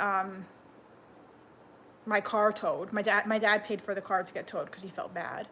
So then he towed my car to this place, and we had to go and buy a brand new part again because we didn't buy the warranty on the part. And then my dad like went to the place, and he was talking to them for like 2 hours, and he tried to like convince them to like give us another part even though we didn't buy the warranty, and they just like would not have it. They're like, no, you didn't buy the warranty, we're not giving you another part, blah blah blah blah. What part was it? It was a starter or an alternator, I don't remember. But my car was like, when you were trying to start it, it would go like, that's what it would do. It just wouldn't start. And then, yeah, so we had to go and buy a brand new part. And then, well, no, it wasn't the mechanic. The mechanic didn't charge us again. He didn't charge us to do it again or anything like that. Like, so it wasn't his fault. It was our fault for not buying yeah, he didn't charge us again for labor. It was all for our fault. Wow, you guys know what I'm saying, for not paying for the warranty. So we should have paid for the warranty and not tried to save, you know, I'm not gonna repeat it. I'm not trying to save like $40 or whatever. So in the end, I don't remember how much it cost. I think it was only supposed to cost me like $400, but in the end, it ended up costing me like $700. I don't know. It ended up costing me a lot more money than it needed to. And I was like so annoyed, and I was like, well, I let it go because I was like, well, it's my own fault, you know, like that's lesson learned and like things like that. But I was really annoyed. I was pretty annoyed. It didn't sound like brum brum. It was literally like, it was so like, I feel like it's not 50-50 though. Like, what are the chances of your part not working? Like, the reason why my dad was, because he was trying to save me money. He was like, it's probably okay. It's because every single time he's bought a part, it's never been an issue. Like, you know, like, How many times do you guys have, how many times is there it was a starter, Fabian? Is that what you remember? You remember this happening? Yeah, this was a long time ago. Like, yeah, I don't know. I don't know car stuff. Like, how many times is it that you buy a part that it doesn't work? I don't know. But now I'm gonna buy a warranty every time. But you know it's never gonna happen again. You know. Um, but ever since that I've gotten it changed, it always sounds weird when I start it now. And I don't know if it's just because it's stronger, but it just sounds different. It sounds different. So I'm like, why does this sound weird? Like, not weird in a bad way. It just sounds different. And I don't like how it sounds different. Yeah, it was like -20. My dad had to help me so many times that winter because my car kept not starting. One time I was working on the opposite end of the city, like an hour. No, I was working outside of the city. I was working outside of the city and my car wouldn't start because that before leading up to this situation, my car kept not starting. So my dad bought me a car, like a portable car starting system, like that. I don't know how you charge it and then it starts your car for you. I don't know. A portable car starting system. I don't know. 2006 Honda Civic. Yeah, so this kept on happening leading up to the situation. And I got stuck outside of the city an hour away. I was working a job, like a reception job.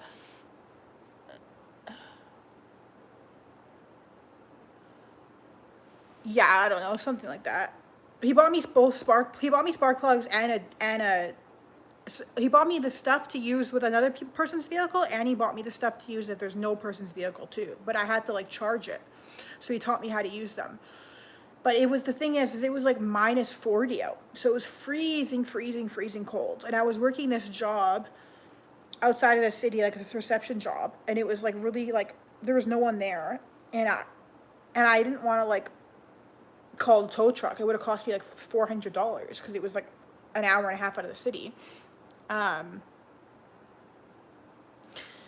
And yeah, my car just kept not starting. I think it didn't start like 6 or 7 times before I got the part replaced because we thought it was just because it was cold. Like, we didn't know. Anyways, I'm afraid to have my car out in the cold now. I'm afraid it's gonna like happen again. I'm like so afraid. I haven't like left my car out in the cold since then because I'm so paranoid of it not starting. But I've had to ask so many people to like jumpstart my car and stuff. Yeah, so I'm like super, super paranoid about. For those of you who don't live in the cold, you guys, like, it's sometimes, yeah, your car, it struggles to start.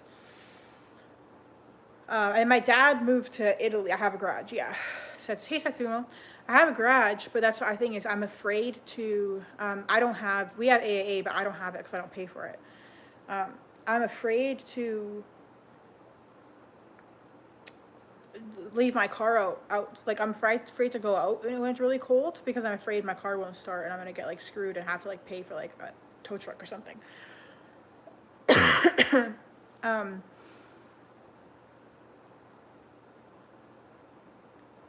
uh, my car is so small. I mean, my garage is so small. Oh, that's not what you meant. Never mind. I forgot what I was gonna say.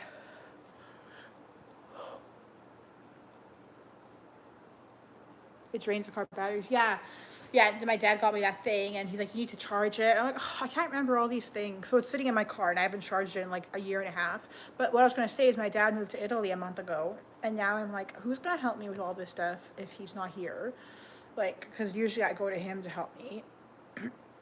And he can explain over the phone, but I need someone in person. I can't do it over the phone. It's not the same over the phone. Yes, yes, because I'm in a townhouse, so my garage is warm. Because, so yeah, my garage is warm because there's like a house next to me and a house on this side, so my garage stays warm. Time for some male friends. Well, I don't like talking to people, so my cousin's boyfriend is a car guy, but I want to go to my dad. I don't want to go to other people. Like, I don't want to. I'm not comfortable with other people. I only like my dad. So I'm very like awkward. Not awkward. I just don't like talking to people.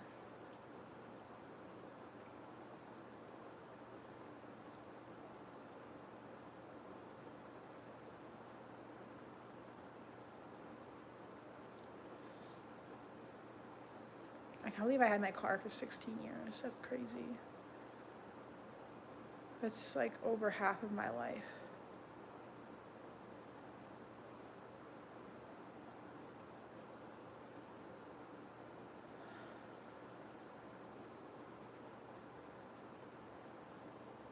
I just don't want to have small talk. And then if you don't want to have small talk and you just want someone to do something for you, then you need to pay them. So at that point, just go to a service person.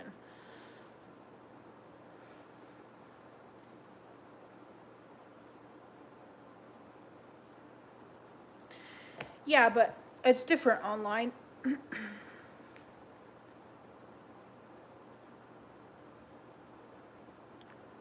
Yeah, I'm not gonna like use people for their, and not everyone wants to like do things for you. You know, like I don't want to make people do things for me. With my dad, he's my dad, so of course he wants to help me.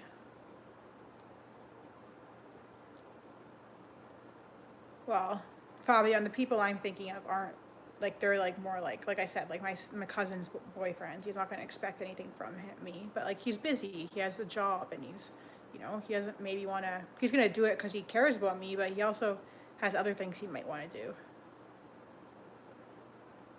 Well, Sensunumo, it's I think it's reasonable for a car to be 16 years. My poor baby. I wish I didn't rust it up so much. I care about it so much now. I wish I took better care of it before. I want to clean it all up and make it all nice.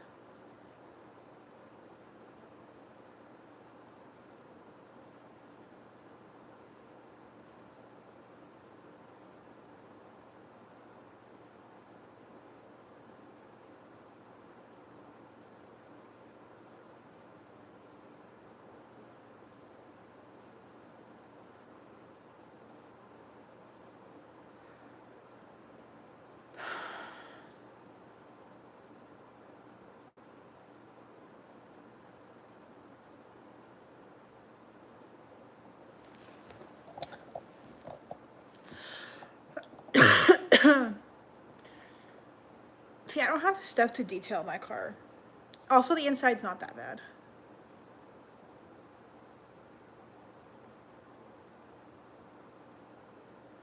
My dad, yeah, yeah, he's always like, "Is your car okay?" I'm like, "I don't know. I'm not sure. You tell me." When I first bought my car, did I intend to keep it until it finally breaks down? I think that I didn't think about it.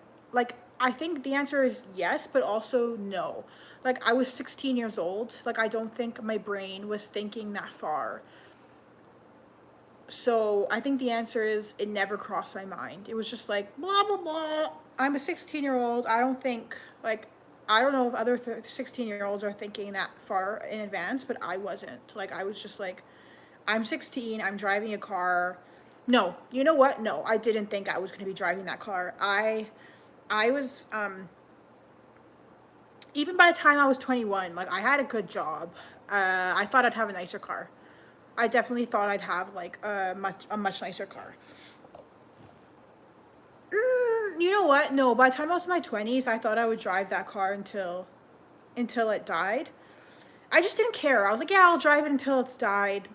I just never really thought about the future in that sense that much. Like I always thought the future was so far in advance. It was like, oh, the future is like the future. Like it's so far. Like when I thought about the future, I thought about me as being 30. That was the future to me. Me as 30. That was, oh, I'd be like married and like have a house and like it was just very like in the future in advance. And now that I'm in that, it's like, oh, I never really actually thought this time would come type of thing. I just never really thought that. It was just too far in advance for me to think. What is a nice car to me? I don't know. I don't know how to answer that question. I like trucks. Like I'm an Albertan girl, right? So I like a nice truck, but not for me. I wouldn't want a truck for me, but for a man, I like a truck. Um, what have I learned to? Well, I've learned a long time ago to drive more careful, more slow, more cautiously. Take better care of your vehicle. I never took poor care of it. I just I always took okay care of my vehicle. I think the problem is the body damage. There's body damage on my car. I was a little bit reckless with the outside of my vehicle. It's not even that bad.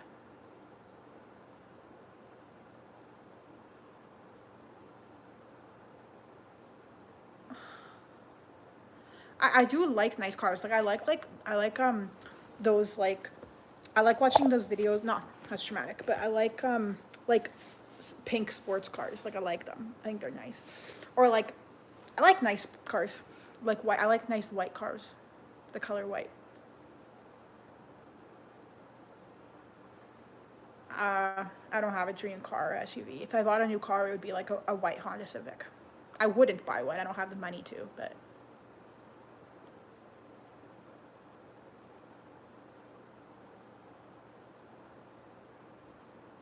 yeah, exactly, Fabian. I'm not a huge car person. Like I like them, I appreciate them, but I don't care. Like I don't really care. Like I care more. I'd rather save my money. Even if, unless I was rich, like rich, I would always I I would always just save my money instead of buying a nice car. But I do like them. Like I do like a nice car. I like a nice like I don't know. I don't care. I don't care. Hi Sienna. Yeah, Lexus, Audi, Mercedes, a nice Nissan, a nice Honda. I don't know. I don't care. I like a white car, the color white, or like a like a Jeep. I don't care. If I was rich, I just don't care. I don't know, like a pink sports car or something, or a white sports car, or a brand new Honda Civic. I don't know. I don't care.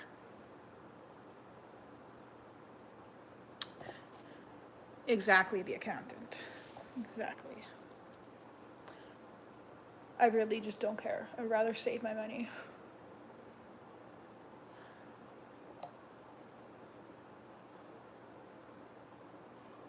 Yeah, I like trucks better. For a guy, 100% a truck. I'm always slightly disappointed if I go on a date with a guy and he drives a car over a truck. A little bit. It's shallow, but I prefer he be financially competent over all vehicles.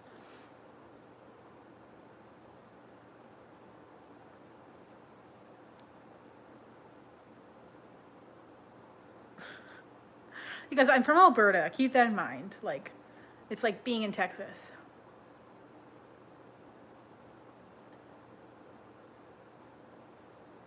I can't think that far in advance. How do I feel about height? I wish I was shorter. By like 2 inches, 3 inches, 2 inches.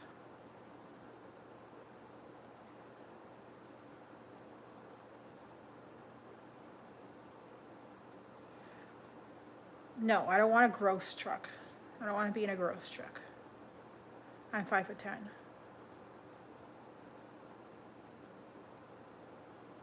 I don't want your 2 inches. Thanks, though.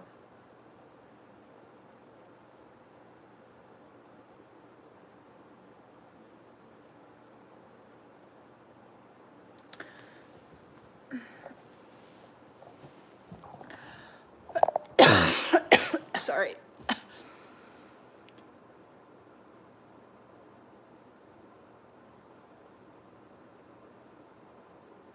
I don't want anyone's inches at all right now, actually. Lately, I have no interest in that.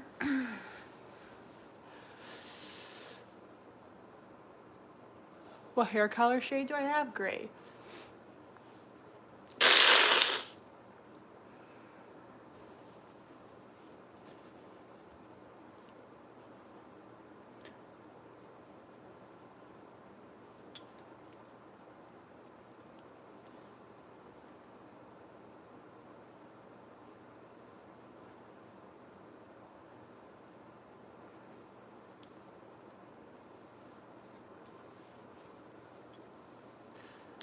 I actually have been seriously considering like getting blonde highlights. The only thing is that I put all this effort into growing out my gray hair, and then if I get it colored, like two things. One, I don't know if I can.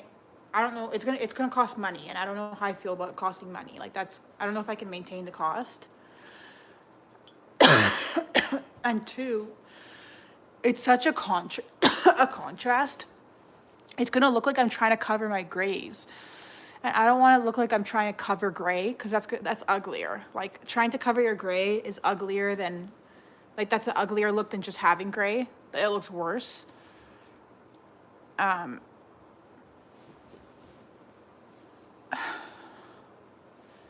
yeah, self massage. No, I've been so tired. Going blonde completely. No, I can't afford that. Sometimes I feel okay. I'm gonna be honest with you. This is just me being really honest about something. Every time I go on a date, I'm like really like afraid that guys are gonna be like, because of my gray hair, they're gonna be like, oh, she's so old. Like even though they know my age, like it's abnormal for someone my age to have so much gray hair. And I also don't wear makeup, and like I just feel like it makes me look a lot older than my own age. And you know, like I'm really I'm not insecure about it once people get to know me, but I feel like I don't put a lot of effort into my appearance. I'm 31. But like I don't put any effort into my appearance, right? And like, bye Buffalo. Thanks again for your donation and your advice and stuff. I don't really put any effort into my appearance. Like I go on my dates with no makeup, okay? You guys, I go on my dates like no makeup at all. So like I don't at all. The lighting's good right now, so I look okay. But I wear no makeup. Yeah, you have grade 2, the accountant. I wear no makeup. I leave my hair just like, I mean, I comb it, but it's just usually just straight, and I wear like a ball cap because I'm like, and I just know it's not what guys are used to. I know they're used to girls. Have I ever climbed up to see what it's like? No, I don't like wearing makeup. I just hate it. And I almost don't like what I look like with it. And I know that guys are used to seeing girls go on dates with like their hair curled and like makeup. And I just feel like they're like, you look so, I feel like they're thinking, ew, you know? And I feel insecure about it. Like not to the point where I'm like crying over it, but like I'm insecure about it a little bit. And I think it's just a little bit strange as a 31-year-old woman to go on dates, especially like I mean, it's not that bad for a guy, Matthew, though. It's just different as a woman. It's different as you got. It's hard to tell in this lighting too. Like my hair doesn't look that gray in this lighting, but like I have very gray hair. Like it's extremely gray. I know you can see it a little bit, but like I promise you, it's a lot more gray in real life. It's like it's very gray.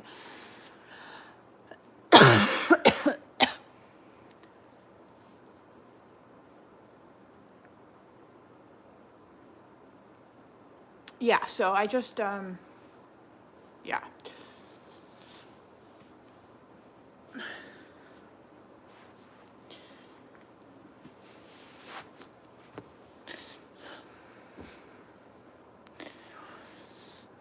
And when I say makeup, I don't mean face makeup. I just honestly having blushed cheeks would look better, and like some lip color. Like I'll show you.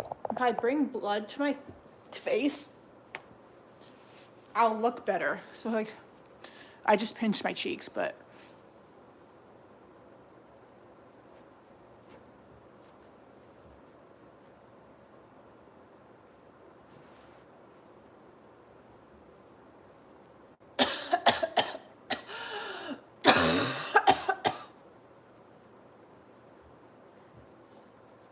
Oh, there's not enough room here. Hold on.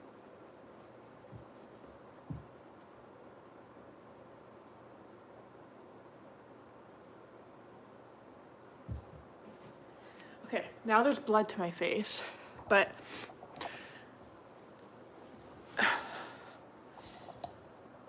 you can just see I look nicer once there's blood flushed to my face. And that's what, if I wear makeup, you know, I'd have blood flushed It just makes me look nicer, and then I could wear like mascara, I don't know, eyeliner, my eyebrows. I could do my eyebrows. I don't know. Yeah, exactly, Mimi. I would look better if I wore some makeup, but the thing is, Mimi, is that my eyelashes won't hold a curl. So it's like even even if I wear mascara, you can't tell at all.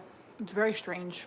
Like my eyelashes are so straight. Like you see how they're downwards?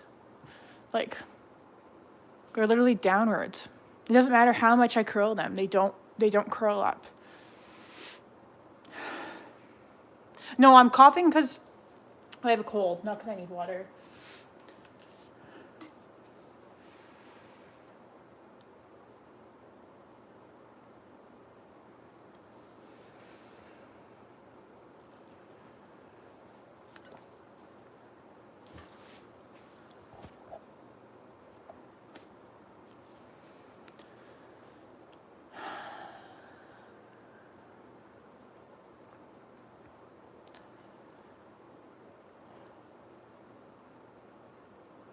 Yeah, I've had a cold for a straight month. But okay, before I had a cold, but then I got I got a actual, like legitimate cold, like a crazy one. I don't want to wear makeup though. That's the thing. I don't want to wear it. Like I just don't want to wear it.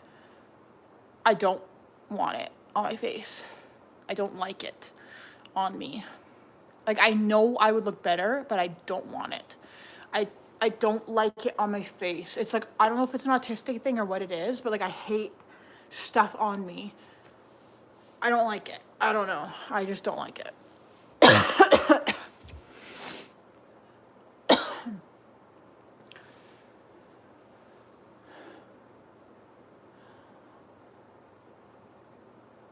It's like it's weird.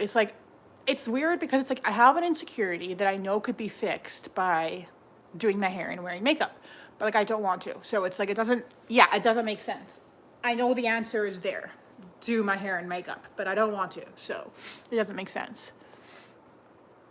Not some men like makeup. Some men do like makeup. It definitely makes people more attractive.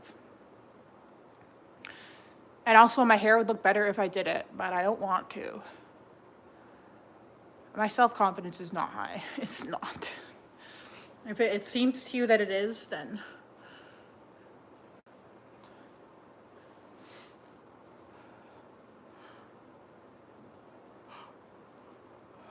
I mean, the reason why you guys all think I'm attractive is because you're watching me. If you didn't, like, it's, I don't know, like, selective basis, if that's the right word. Like, the ones who think I'm attractive are watching me. The ones who don't think I'm attractive are not watching me, if that makes sense. Okay, I'm trying to get up, because I'm trying to make a drink before I forget. Or not forget, but before my...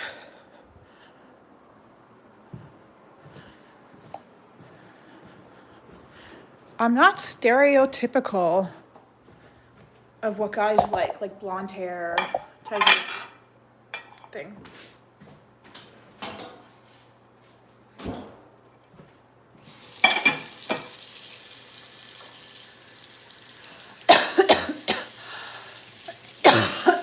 Sorry.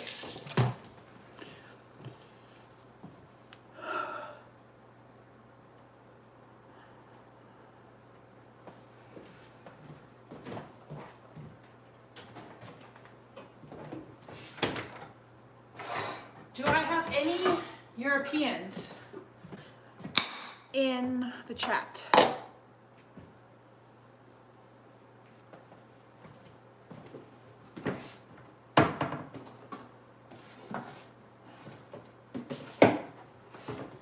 Any Europeans?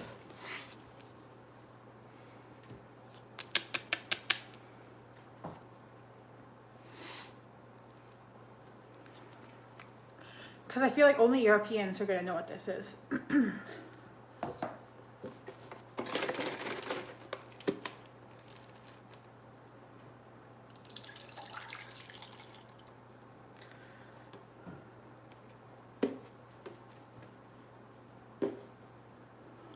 What's this? This is orzo. Orzo?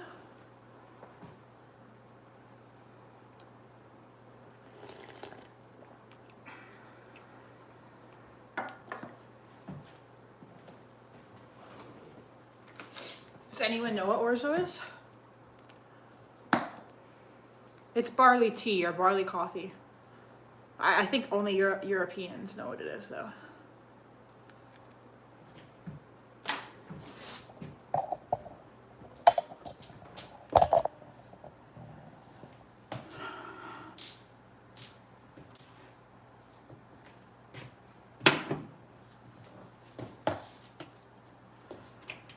I don't have Instagram. I have TikTok, though.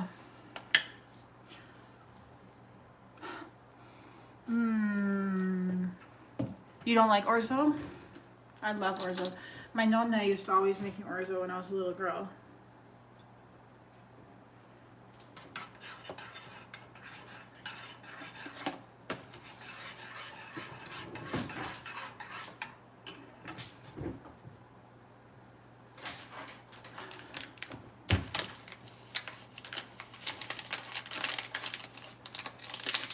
You knew it was orzo, see?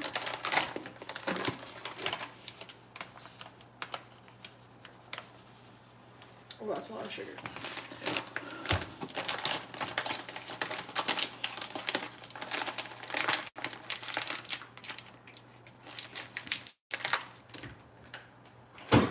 I wish I had like some Biscoff for these.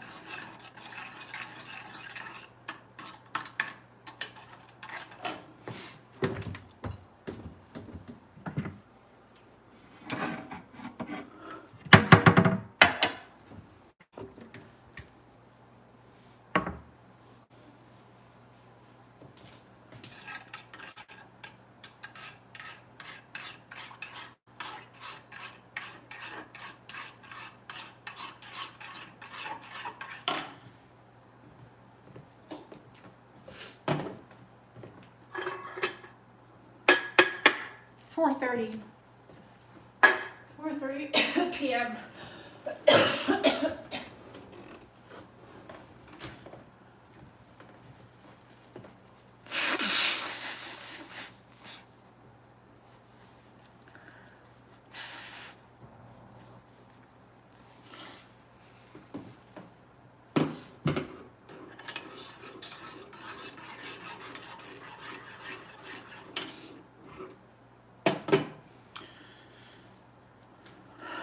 I'm making orzo, which is like a barley coffee. In America, do you guys have Swedish fish?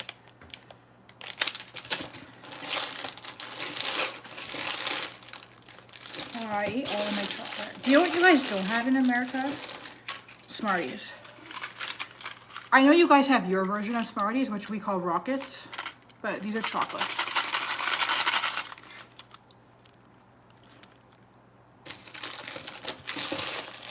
I have no chocolate left, I ate them. Do you guys have Aero? Yeah, in the UK you guys have all the same stuff because you have Cadbury and Nestle. I have no chocolate left. Yeah, eat it all. Arrows too, yeah. So do you have Coffee Crisp then, Mimi? I'm excited for this. I love orzo. Especially made with 2% milk.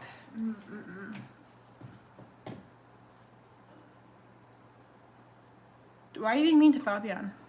Oh, you don't have Coffee Crisp? I ate so many of those. Coffee Crisp. Coffee Crisp. No, I ate them all. I was going to show you. That's why I pulled them out to show, but I ate them all. I'm sure I have a lot of wrappers.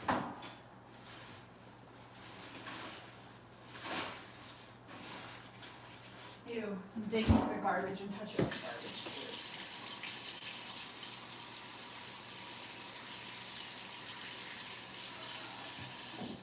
Maybe the reason why I've been so extra depressed lately and doing nothing is because I haven't been coming on live, and I literally do nothing when I don't go on live. Kind of depressing.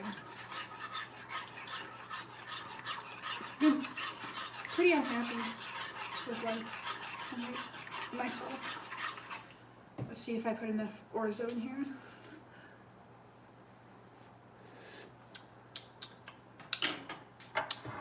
I put a lot of sugar in there.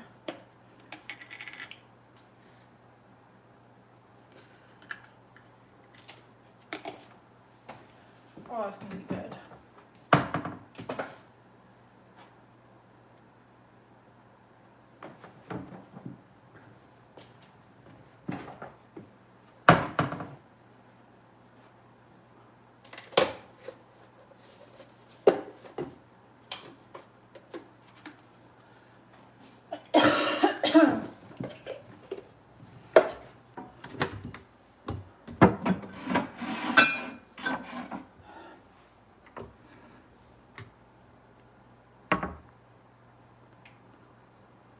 It's orzo. It's barley tea. It's like a European thing. Maybe other foreign countries do it too.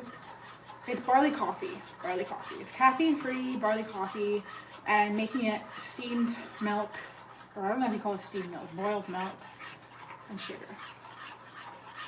It's really good. Whenever I was a kid, my nonna would always make it for us, the kids, with whatever their family would have coffee after dinner. She'd make this for us. No caffeine. No.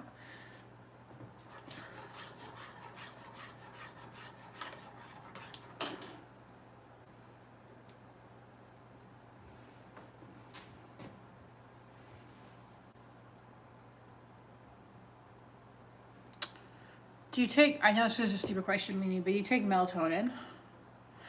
A lot of times people who take melatonin take too much. The key to taking melatonin is to taking the smallest amount ever.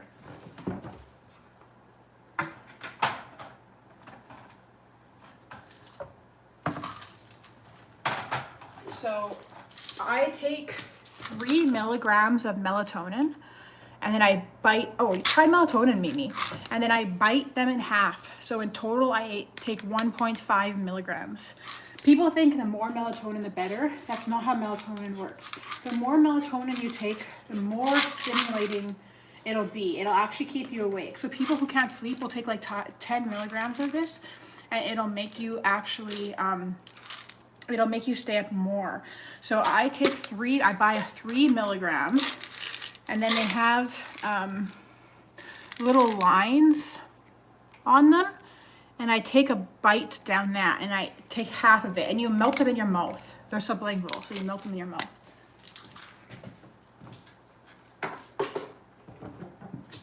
But yeah, most people are taking 5 milligrams, 10 milligrams, and that's gonna make you like wired.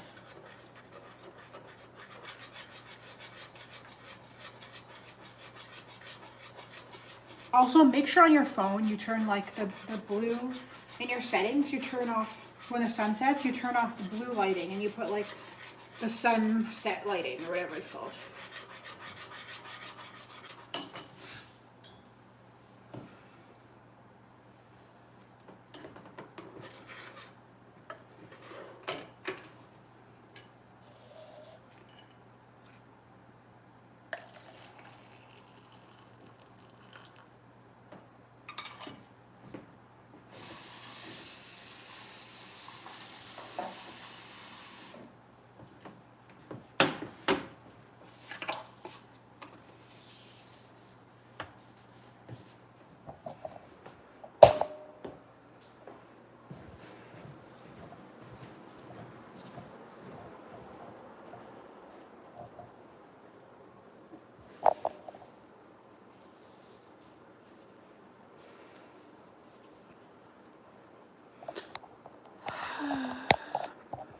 Yeah, I like doing it on the stove. It reminds me of, well, it reminds me, my nonna always does. She doesn't even have a microwave. It reminds me of doing things like the rustic, authentic way. And when I was in Italy a few years, oh, shoot. When I was in Italy a few years ago, and I stayed there with my dad, well, we were just visiting him too. He hadn't lived there yet, but I would make orzo on the stove because there was no microwave either, and I would just boil up my milk on the stove with. Um, I'd boil up some milk on the stove in a little pot with some cookies. I don't know, it was nice.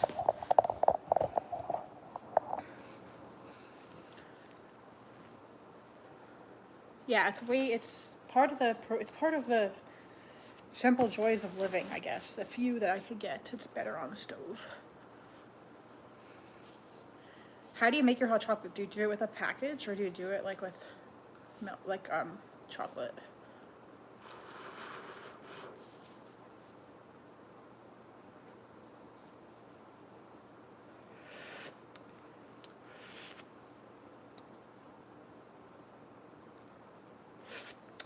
$4.37.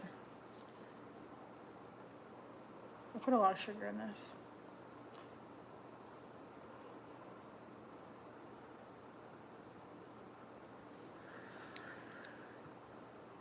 Chocolate powder, no sugar.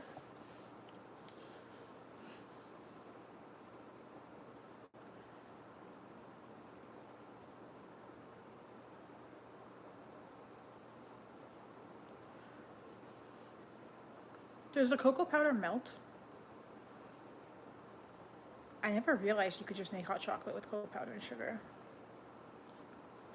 I mean, it's barely afternoon. You can see it, the sun's set. It's setting.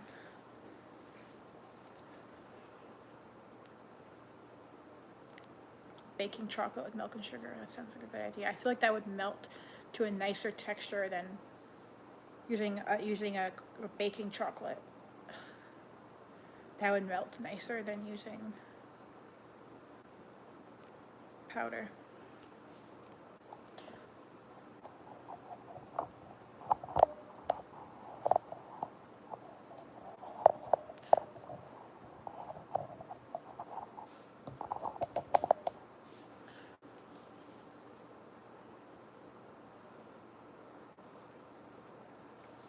It's hot. I think I put too much sugar in here. Disappointing. That's what I get for pouring it out of the bag.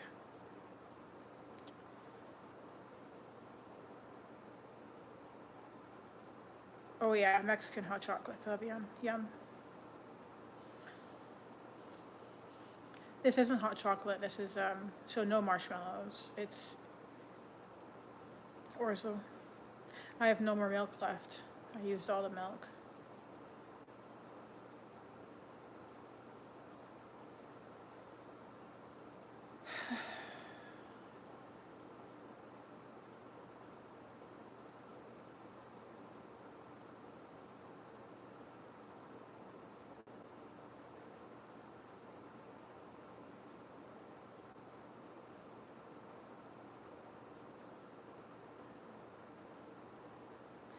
I do not like how early the sun is setting.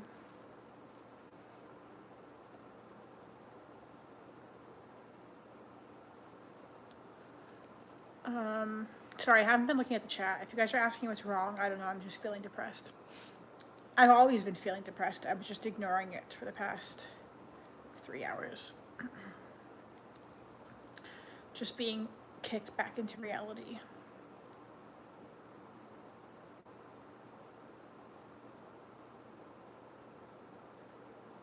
Like, I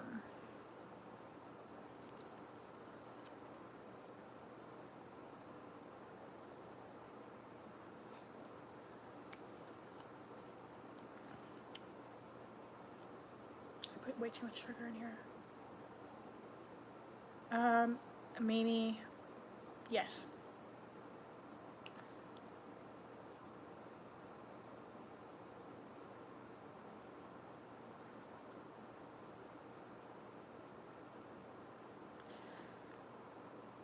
Do you think water would be good though?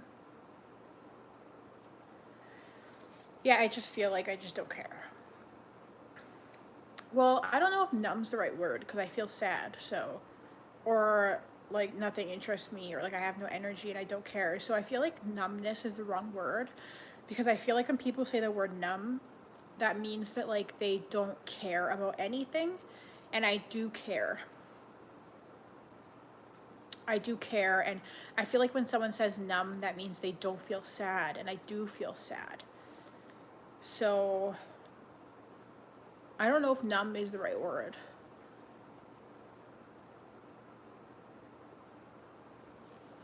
I think I have autism, yeah.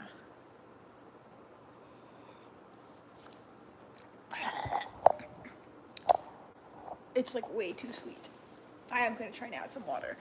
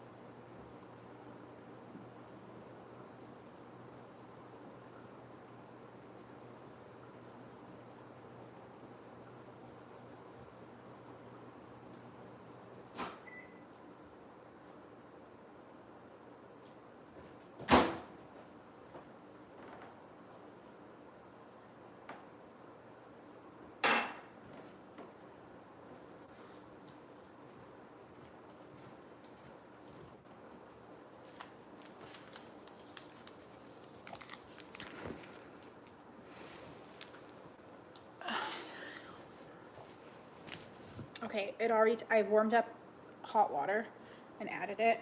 It tastes a lot better now. It tasted like so sweet before. Oh yeah.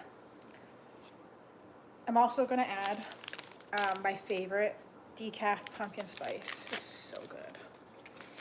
I asked my mom to get me these. Oh, oh my gosh.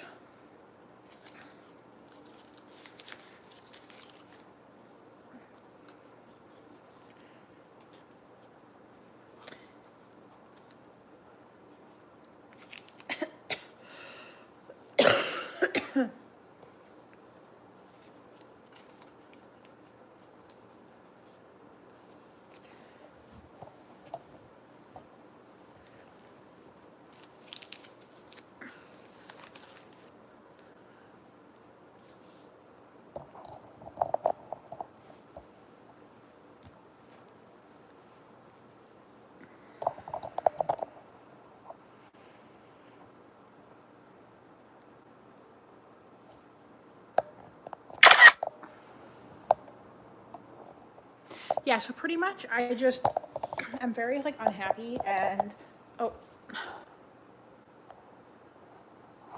and I have like no energy and I have no motivation to do anything. I don't even know if no energy is the answer. I have no motivation to do anything.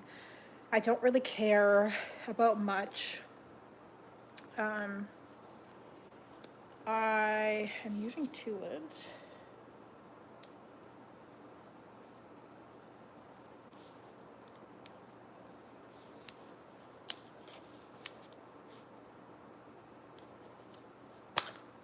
No.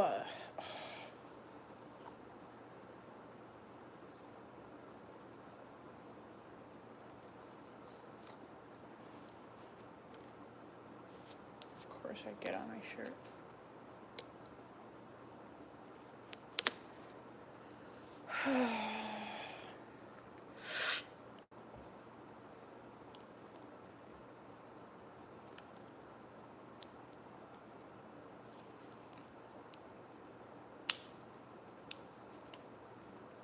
Why am I doing this?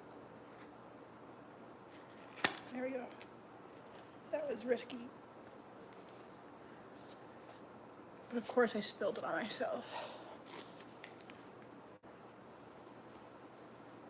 I'm all annoyed now. My whole place is a mess.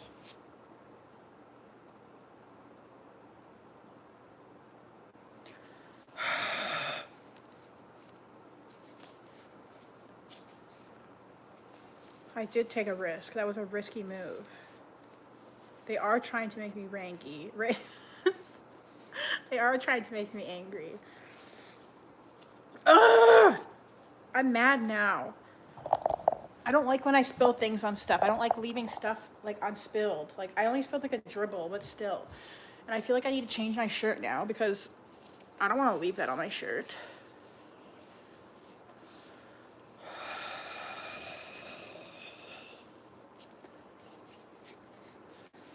Getting frustrated.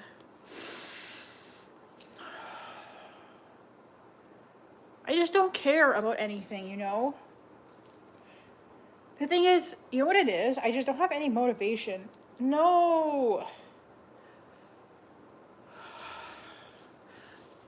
That's why I'm so miserable all the time. You know what I should do? I should clean my place, but I just don't I just don't have any motivation. I'm getting angry. And I don't have any motivation to like do anything. What I should do, I just sit around doing nothing all day. And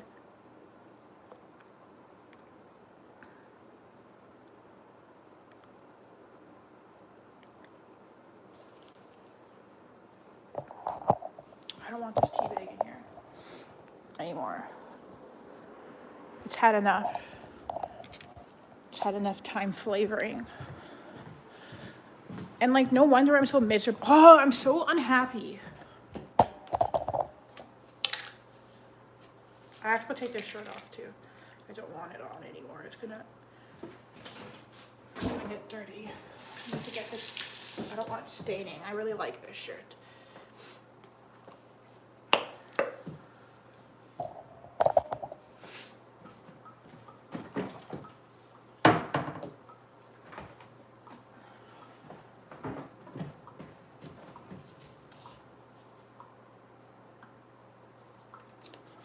I mean, that motivation never even existed, Devon. It never even existed.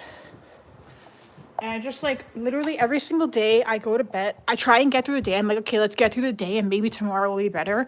Knowing full well tomorrow won't be better. It never is. So I'm like, what do you even want? What do you want? Because tomorrow is always the exact same. You just lay in bed to do nothing. So what is it that you expect? What is it that you expect?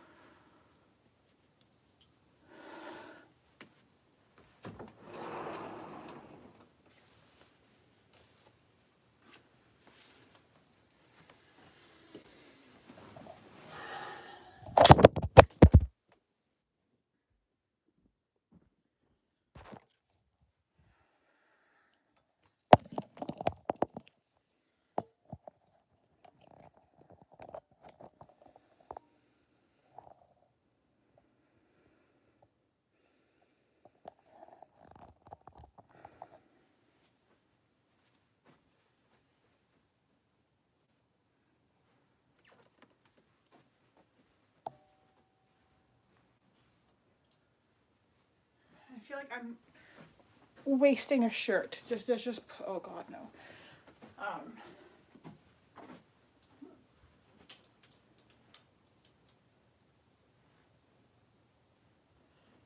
Like it's a waste of a shirt to just should put on a shirt. To put on a shirt just to take off a shirt. Do you know what I'm saying?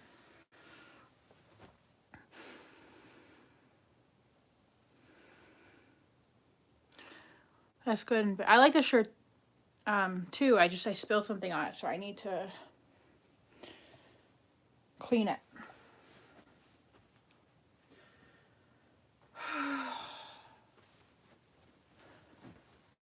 Now I have to wash two shirts.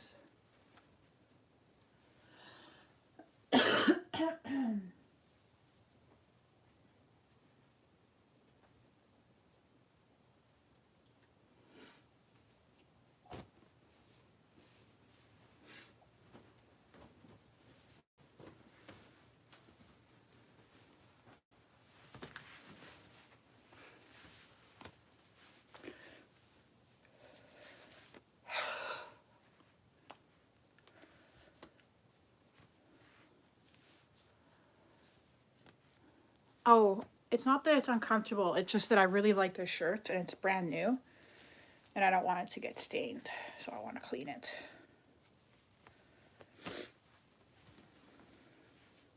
Like I can't risk damaging my shirt.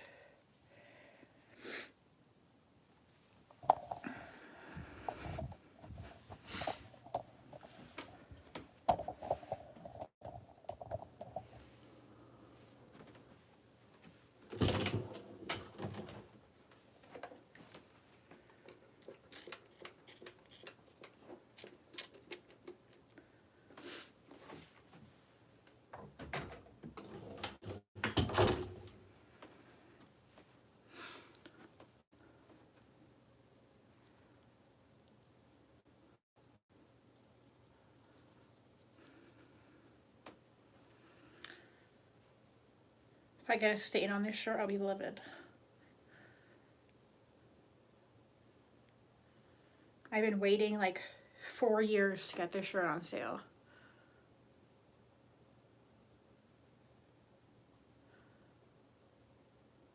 Oh, I like that this shirt has like all the Olympic stuff on here.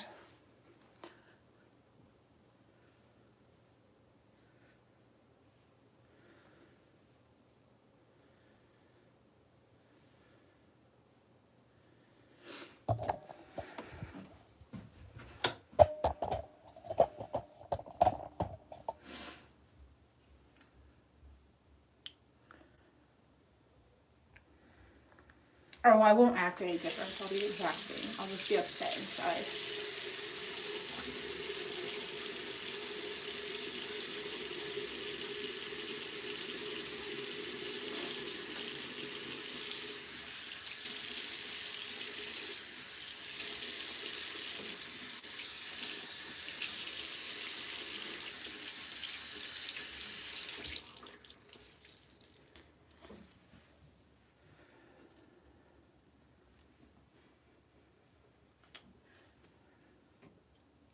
And the worst part is that I just did my Lulu laundry last night. So I can't even put that in the laundry. So I can't put it in with my regular clothes. It'll get damaged.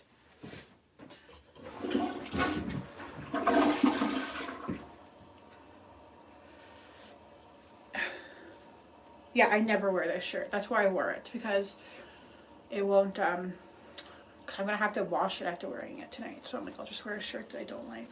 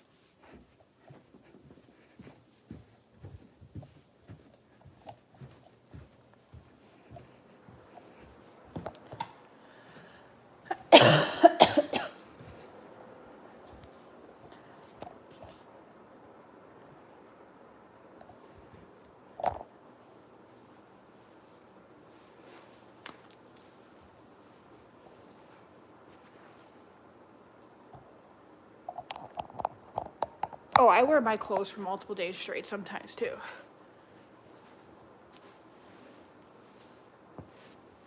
Like, I'll wear my sweatpants that I've worn indoors for more than one day. But not if I wear it outside of the house. Then I won't. But I have issues.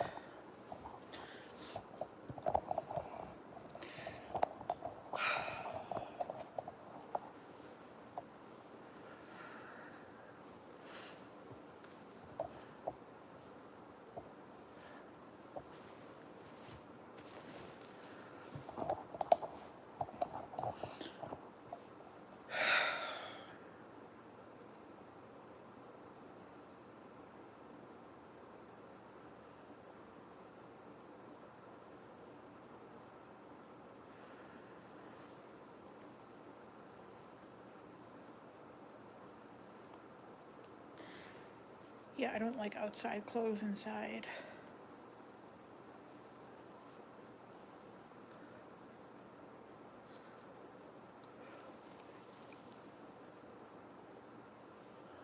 My shirt, what color is my shirt? My shirt is black. Like, or like really dark gray, because it has like a weird like speckling that makes it look like,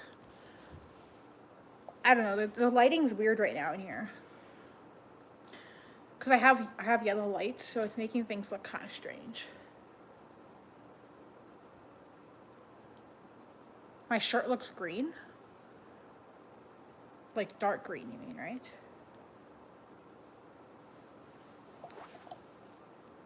Like dark green.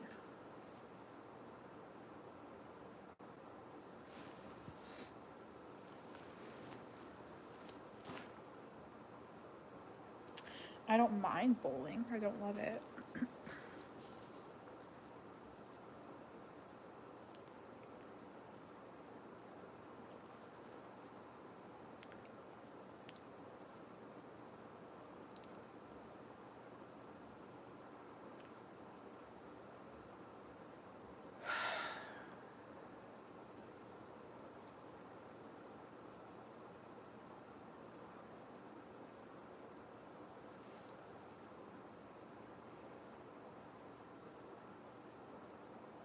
Does anyone else feel like they're never going to be okay?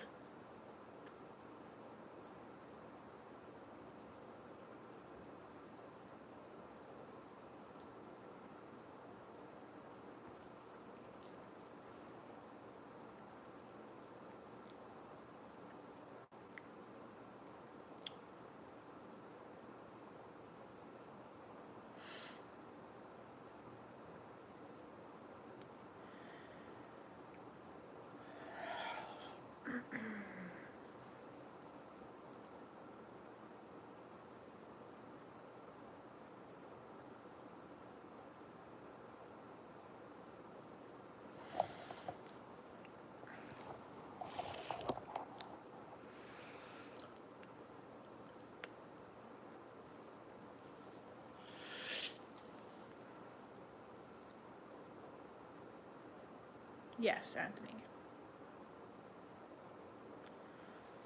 Yeah, that's how I feel, Mimi, but like I know for a fact that like I have to do something about it to make it better, and like I just can't seem to do anything.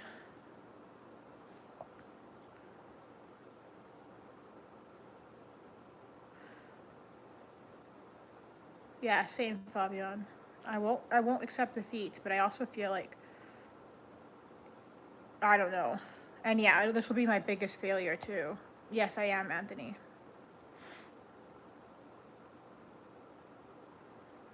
That's rude, Mimi. I'm sorry.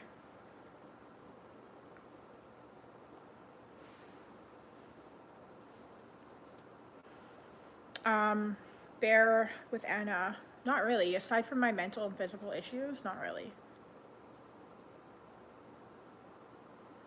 That's hard, Mimi. Do you live with them? Anthony, yes, I am. I've already said, sorry, not to be rude, but I've already said 3 times, yes, I am. Um, I'm not talking about myself so negatively. I'm talking about my how I feel. And if how I feel is negative, that's how I feel. I'm not talking about myself negatively. I'm talking about how I feel. Oh, I have lots of days to myself.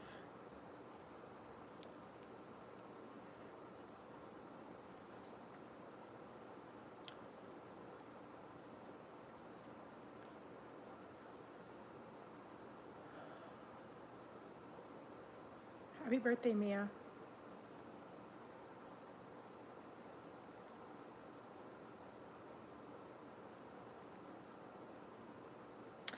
Maybe people who don't get it don't get it. And that's the thing that is really unfortunate, but you have to realize. How old are you, Mimi?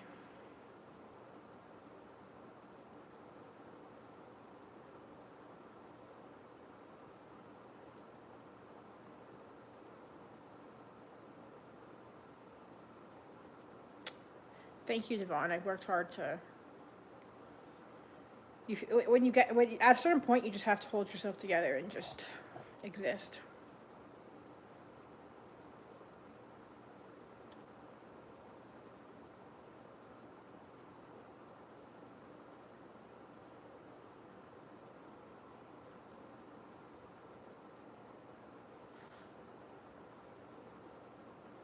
Okay, so happy birthday, Mimi.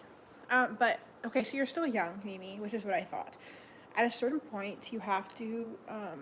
Sorry, that distracted me pulling this out. What were you saying, Mimi? You were saying that people don't understand. Okay, Mimi, at a certain point, you have to realize that people who don't deal with mental illness will never understand. Like, they will never understand, no matter how much you try to explain to them. They won't understand and they never will. And you have to realize that you're going to deal with their negativity and their lack of understanding and their lack of. They just won't understand. And you're going to have to battle your own battle on your own. Like, there's going to be some people who will, like,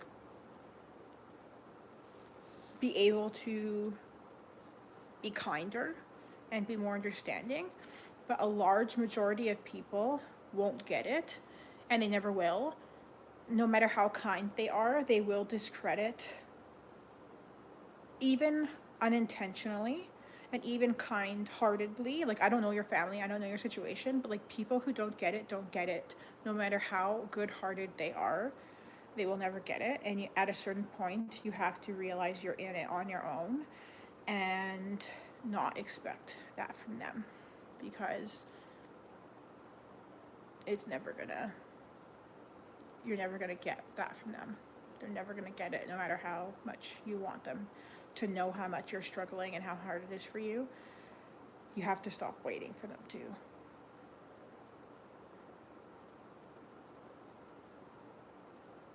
understand that part of you and your struggle.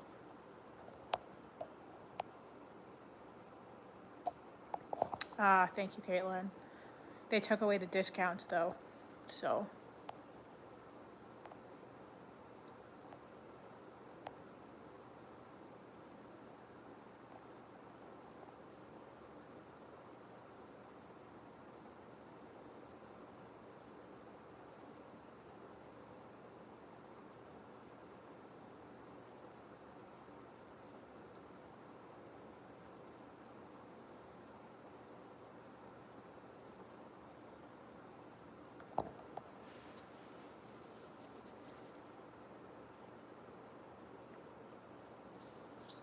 Yeah, sorry. I know, Mimi, that that's not really like reassuring. It's really actually like depressing, but like,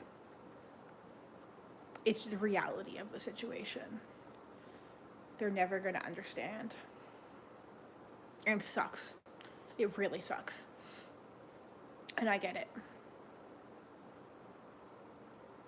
It's very isolating. You just have to be there for yourself and realize that you're the only one who really gets it.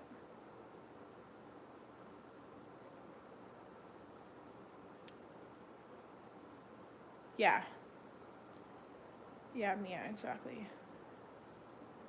Yeah, if they're putting you down, that's a different story. Putting you down is different. I've never dealt with that, but I did deal with like, I don't have direct experience with this, but I did deal with my chronic fatigue syndrome. I did deal with like people being like, you seem fine though, or you're doing better, you don't seem like you're actually sick. Like, a lot of like people are like, you seem fine though, you seem fine though. I don't, are you sure? Are you sure you're sick? Like, it seems like you can do fine. Like, you're fine. Like, it's not that bad. Like, just a lot of that. They weren't trying to be mean to me by any means, but I'm like, I just eventually just stopped telling people stuff. I was like, they're just never gonna get it. So I just stopped telling them. Like, I started to like pretend like that I was okay to the outside world, because I was like, they just don't get it. So I'm just gonna pretend. But that also was bad too, because then you feel like you're lying to people too.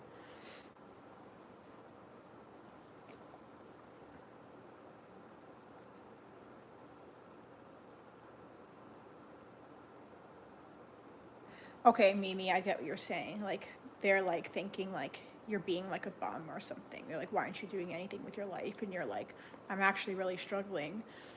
But they don't understand it.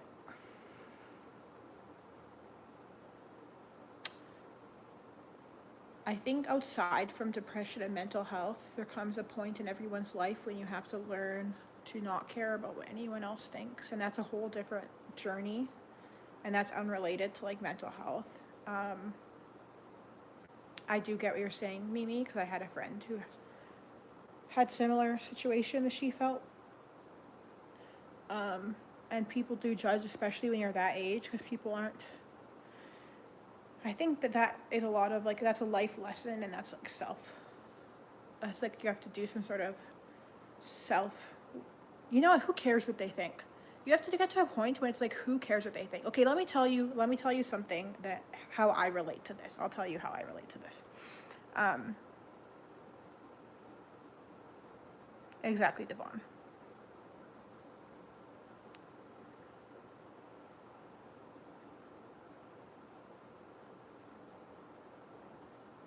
Okay, so I feel very embarrassed about like where like very embarrassed, not to like my immediate family but to like other random people about like where I am in my current life. Like I'm 31 years old and like I don't have a career, and like I used to be like I was a little bit in my ego before because I was highly educated and I had like a good career, and I went to college and like I had like a good paying job and all that stuff, okay, right? And now I'm really, really embarrassed when people are like, oh, like, what do you do? And I'm like, I don't have a job. And like, I'm unemployed. And it's like, oh, like, I work retail. And it's just like, it's really embarrassing. I know people are like, how's that embarrassing? Like, who cares? I'm like, I personally find it very embarrassing. Like, I feel like a bum. Like, and the truth is it's because it's like um, have mental health issues, which I also find the whole situation embarrassing. I find it embarrassing that I'm 31 years old and I can't like hold my own. Like the whole thing is embarrassing to me. Not to my family, but because my family knows I'm intelligent, so like I don't really care. But like to random people or like to dating, you know, people when you go on dates, like, oh, what do you do? And you're like, I'm a bum. I have no job. Like, do you know what I mean? Like it's embarrassing. So I do get what you're saying, Mimi, because it is kind of embarrassing when everyone else your age has like achieved these things and they're like in school or they're in college or they have in your age they're in school or college or they have their jobs. My age they're like in these careers, right? And like you're just like, okay, I'm literally a bum. And it's embarrassing, and I've learned, and I'm still struggling with it, but I've learned I literally just have to not care. Like I just have to be like, I just don't care. Like I just, who cares what they think? Like you just have to just not care what they think because it's just going to hurt you at the end of the day. You have to learn to not care what society thinks about you, and that's a whole other journey that I've spent years overcoming outside of my disabilities and stuff. Like I just don't care anymore. I'm like, I don't care if they think I'm cool. I don't care if they think I'm pretty. I don't care about this and that. Like I used to put so much effort into my appearance and like being like societally beautiful and like this and that, and I'm like, who cares? Who cares? But that was that telling me to do that when I was 25 years old would be a whole different story. I'm 30 now. I just don't care. I do care though. I do care. I'm telling myself not to care.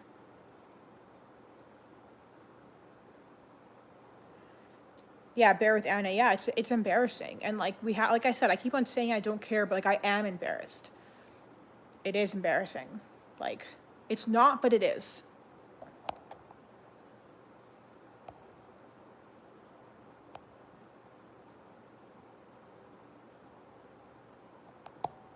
And I hate whenever you meet people are like, "What's your job?" Like, why does this have to be the first question we ask? Annoying. Yeah, Caitlin, thank you. But you know, that's what we all tell each other. But they're the rest of the world. They're in their own little like their own little bubble of. They're on their own little thing where they judge people, which I get because I used to be the same way because I had like a professional job and I judged other people. I'm like, your job's not good enough. You're not good enough. Like, I had that judgmental mindset too. Oh, I'm sorry, Jacqueline.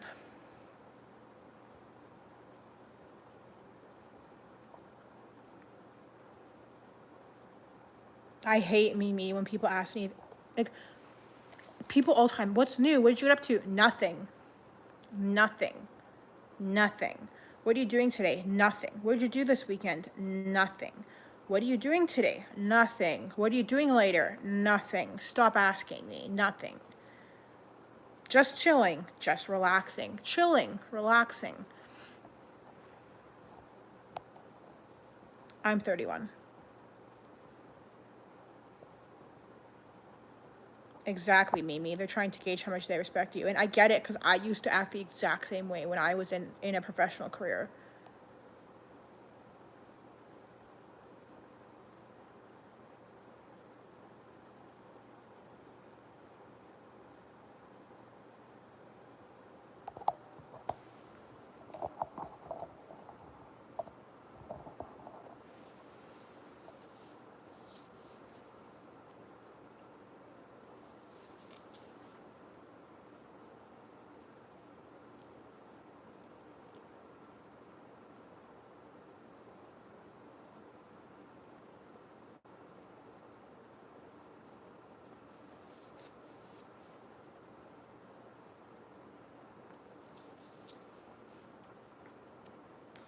We are more than what we do.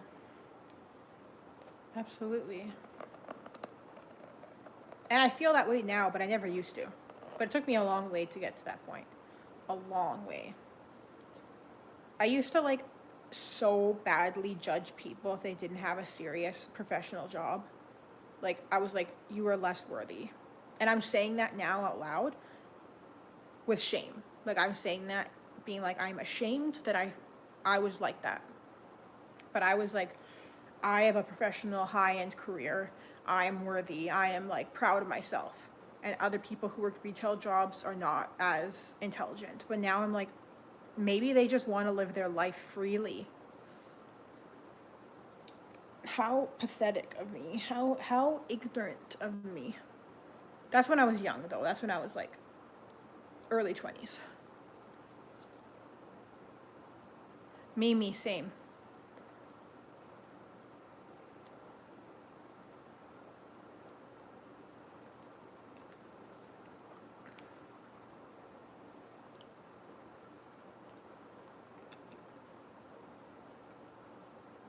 Yeah, it was like a spiritual awakening and everything. Exactly, Sansunumo. I'm just glad I don't still feel that way. That I was judging people on that level. That I felt that, someone was better than another because of how much money that they made.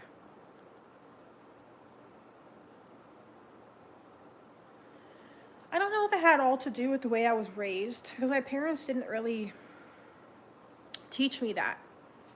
It wasn't something my parents taught me. It was my own beliefs. It was like I had this idea of that like success was like the ultimate thing. Um, but my parents definitely didn't teach me that everyone was equal, but they didn't teach me that, like, they didn't teach me classism either. They didn't teach me either of those things. So I think I learned it from society. So it wasn't something my parents taught me. I think it was society taught me it. So I think I picked up on it through, like, subconsciously. Yeah, capitalism. Yeah. Life taught me. Yeah. Wasn't something my parents taught me though. But it's just something I saw. It's just something that I saw, that wealthier people were treated better, higher jobs were treated better, lower jobs were treated less well, things like that. So I just was like, okay, if I get a well-paying job, I'm treated with more respect. If I get a lower-paying job, I'm treated with less respect. So I just was like, okay, people with lower-paying jobs are less worthy, and people with higher-paying jobs are more worthy. And I created those things in my head. And then at a certain point in like my mid-20s, late 20s, I started to realize that that wasn't true, and that like human life wasn't, that's not how it worked, and that intelligence wasn't, it's 5 p.m., but it's like pitch black right now. Intelligence wasn't, I thought that your intelligence was related to your job, and that's not true.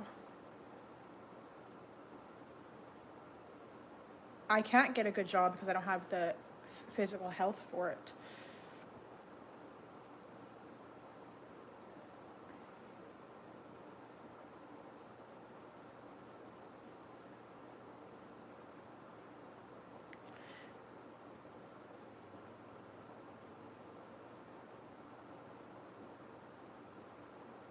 I was judgmental. I was judgmental before. Not anymore. I mean, obviously I still have some prejudice, but like it's mild and it's subconscious. So when I experience my prejudice, I try to catch it and question it.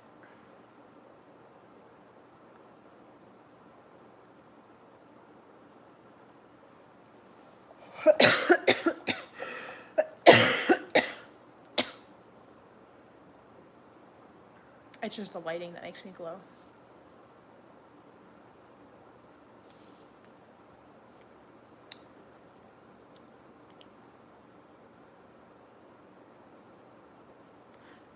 Not all people reach, or I guess that's true. I guess it could be maturity, but age doesn't represent maturity, I guess is what I was trying to say, but you didn't say that either.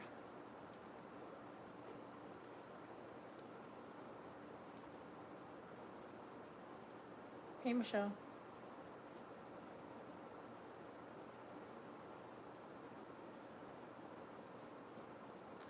Oh, I'm not a princess, am I?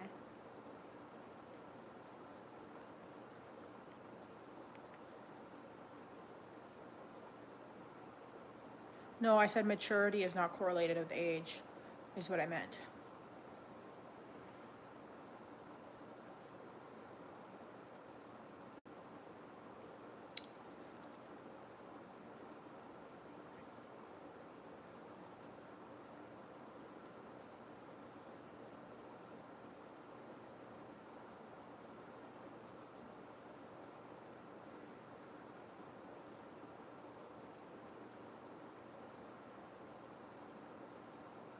Well, the Olympics are worldwide, so.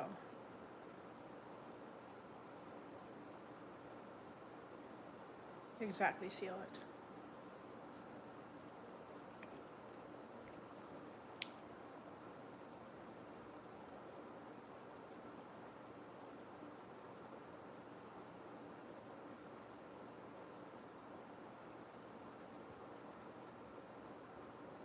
Both. Both, Sandy.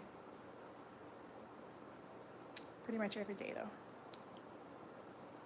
I don't really email or talk to people outside of YouTube. I don't have the social energy to do that. Thanks, Michelle.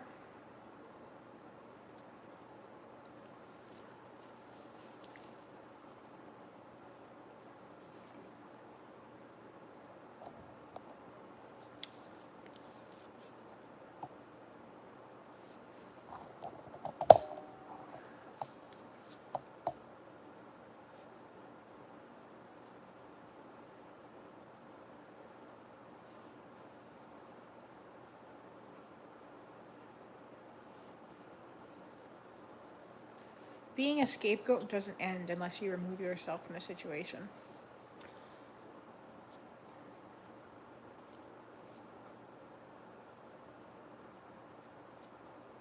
I don't think I can run.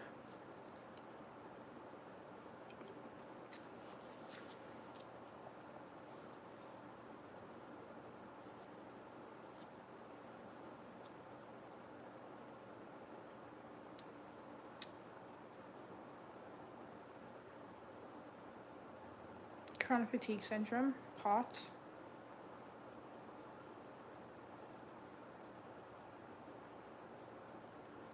I do not think about the 21st century.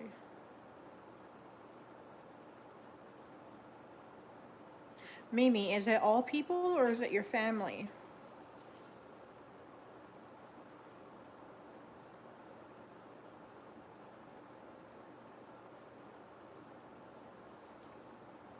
I like the name Mimi as well.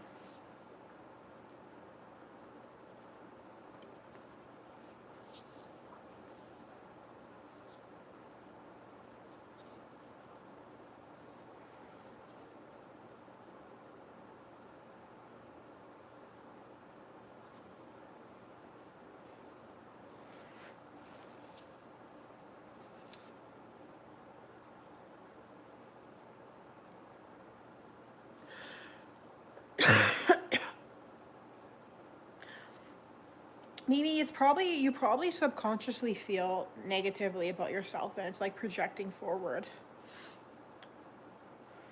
I could be wrong, so don't take that to heart, but your cat is acting weird around you. Cats like their own space a lot of times. Oh, thank you, Sandy. Cats can act strange all the time.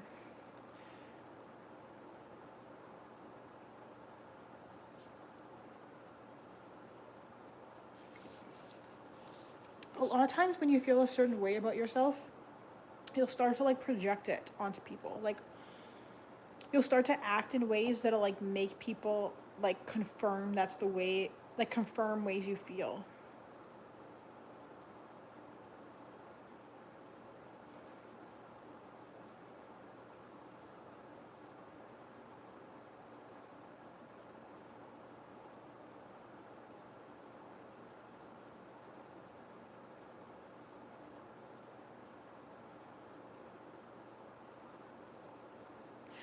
No, she's saying, Anna, she's saying that like they don't want her to be happy.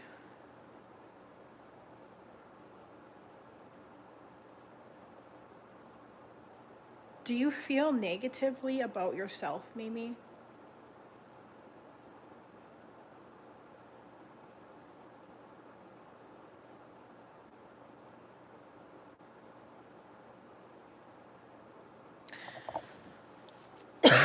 Because a lot of times, like, if you go into like metaphysics, yeah, okay, so you do. Mimi says she does. If you go into metaphysics, like the metaphysical side of the universe, they say that like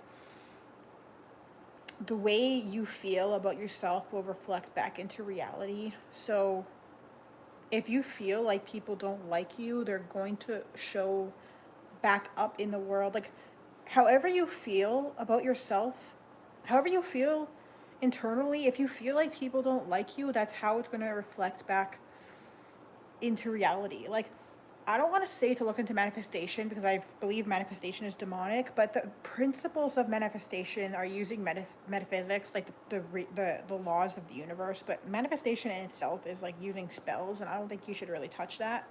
But you need to change your self concept. Like, you need to learn to think more highly of yourself. Easier said than done. Trust me, when I was your age, I had the worst self concept like in the world, but you need to figure out why you think so poorly about yourself. Easier said than done.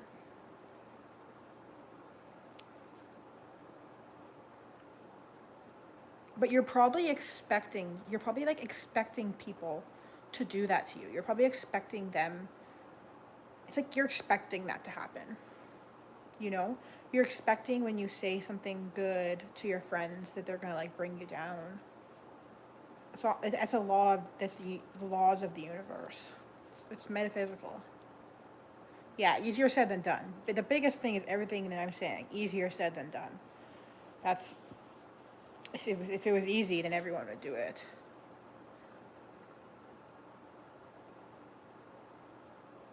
Self-fulfilling prophecy, yeah. It's a self-fulfilling prophecy, but it's also metaphysical. It's not just like, it sounds like something, it's your thoughts, right? If you feel that way about yourself, it's going to be created.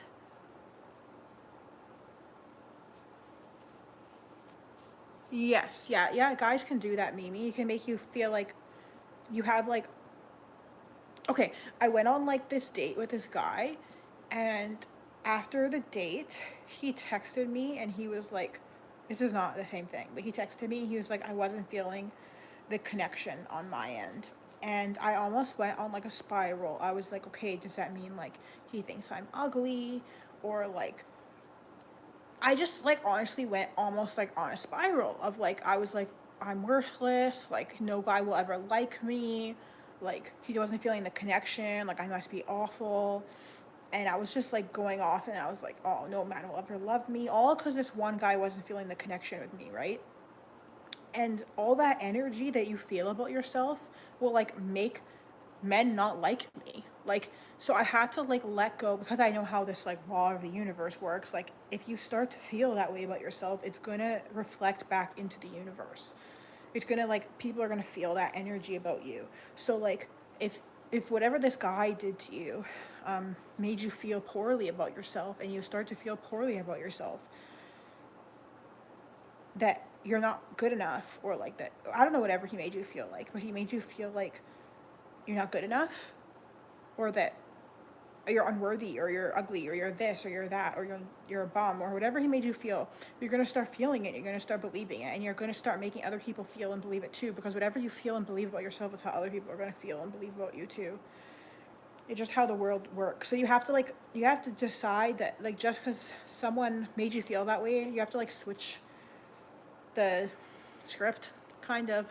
So yeah, I was like really upset over this one guy saying this to me, and I was like, hey, you know what? Like, I need to move on, and like, you know, they're just one guy.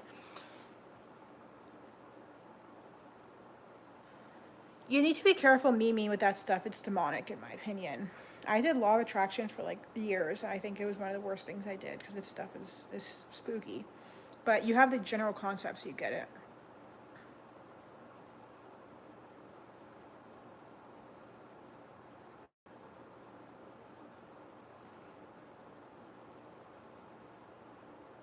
Yeah, be careful, Mimi. I agree with Sandy. It's not that they're BS. There's demonic stuff in there.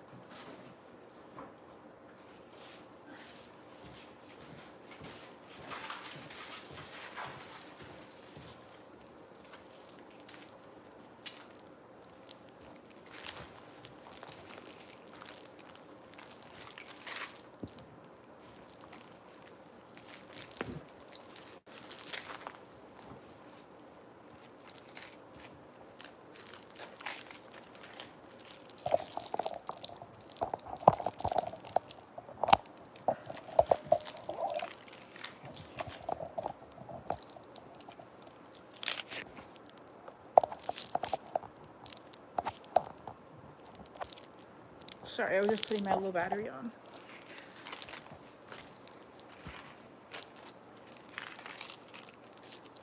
Wait, where are all my...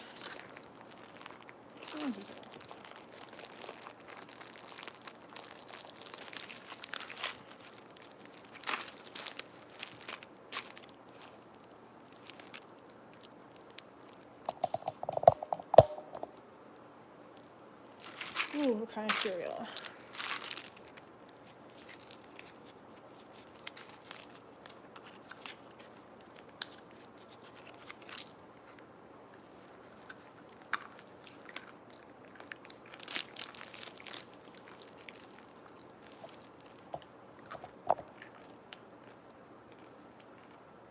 Thanks, Michael.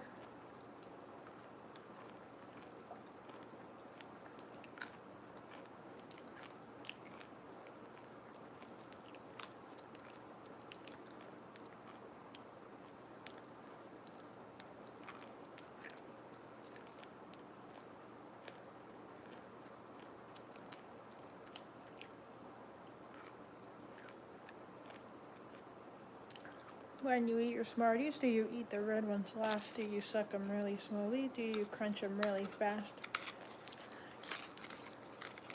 When you eat your Smarties, do you eat the red ones last? They're not off-brand, but yeah, essentially.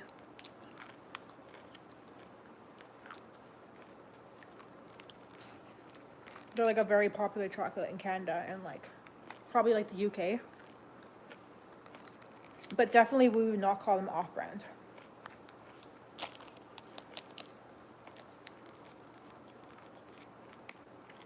And the candy in the States that you guys call Smarties, those little chalky things, we have those in Canada too, but we call them Rockets.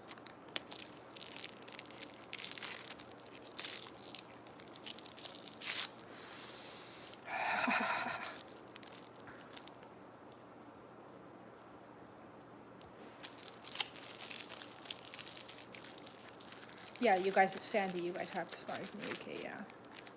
Hey, Rodney. You have nothing? Yeah, see, that was my problem. I always had no junk food in the house, and I would go crazy, so then I bought some, and then I gained 10 pounds, so.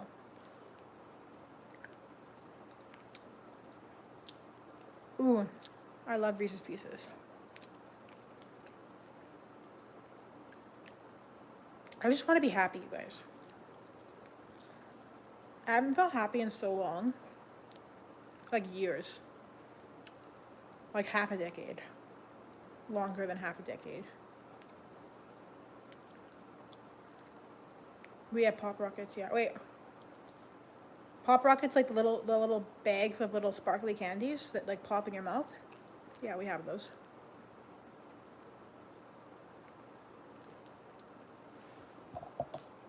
Hey, Becca.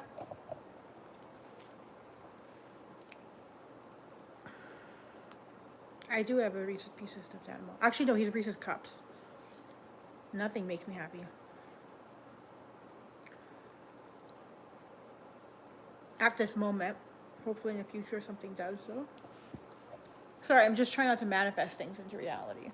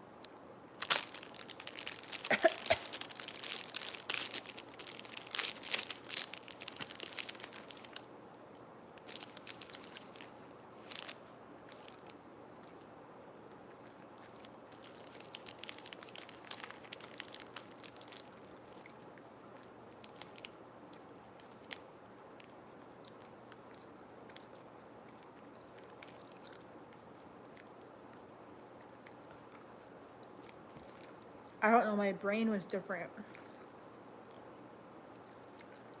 Even when I was happy, I wasn't happy. When I was happy, I had severe depression. But my brain was like, still had happy moments. I had like really late lunch.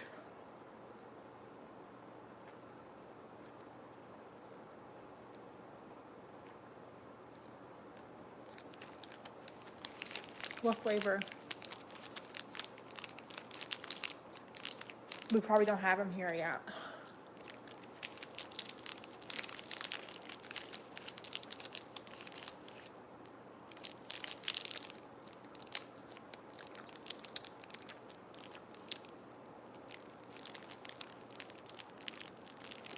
Early stage of depression. That's true. Maybe that's how it works. And then eventually it just turns to anhedonia.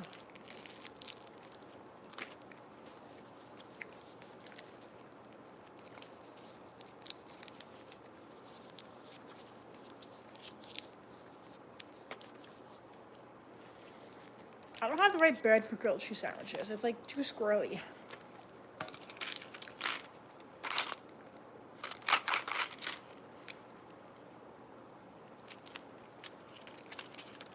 This is all the chocolate I have left. I have more gummies, but no more chocolate because I ate it all yesterday.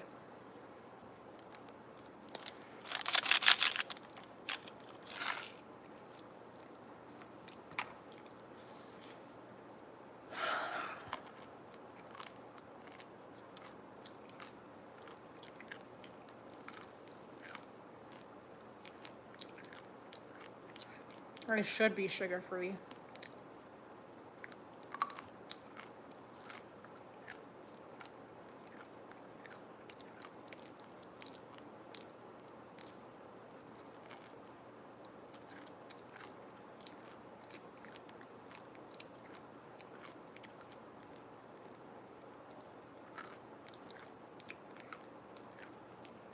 I've been eating since the new like egg McMuffin sandwiches, egg, cheese, ham, bread. Oh, those sound good. Those sound good. Because people are mean, Mimi. People like, it heightens their ego that they can have an effect on people.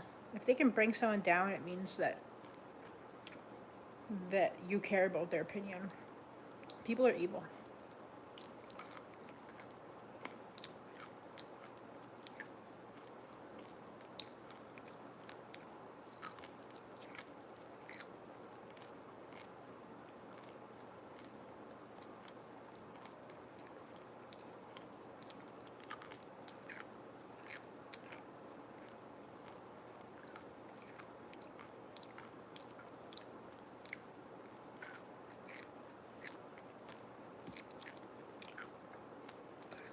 You know how I went to the gym?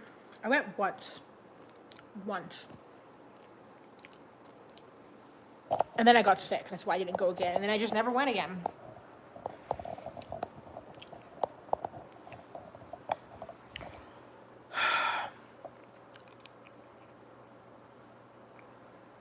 I'm good company to myself, but I'm still not really happy. I'm not scared of living alone.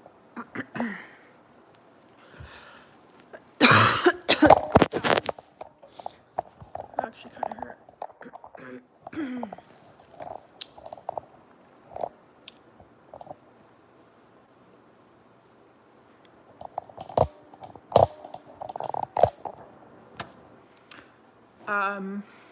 The gym's alright, I guess. I don't love it. I actually quite dislike it, but that's fine.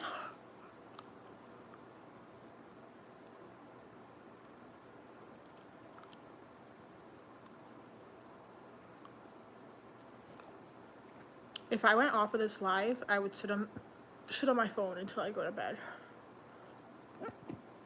Excuse me.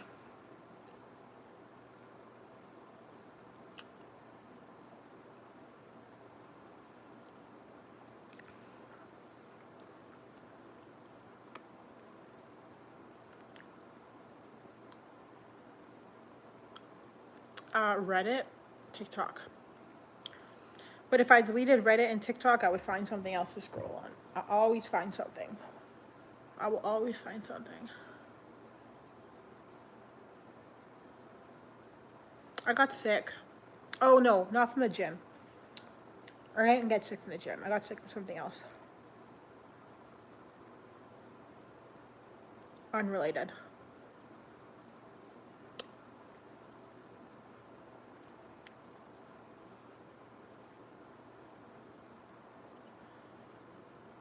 No, it's depressing that I use my phone all the time. Like, I do that because I don't care about anything. It's like distracting me, right? Does everything feel lifeless since I live alone? Yep. Sure does.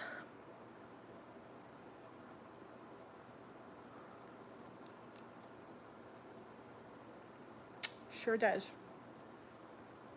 But if I had someone I lived with, I probably would wish I lived alone so I could be depressed in peace.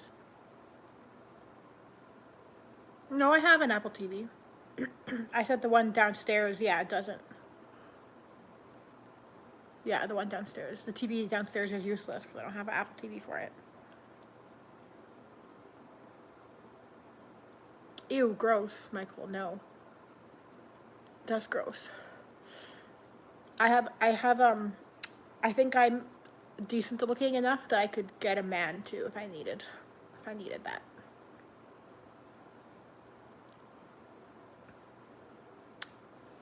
I'm sorry your eyes saw that, Mimi.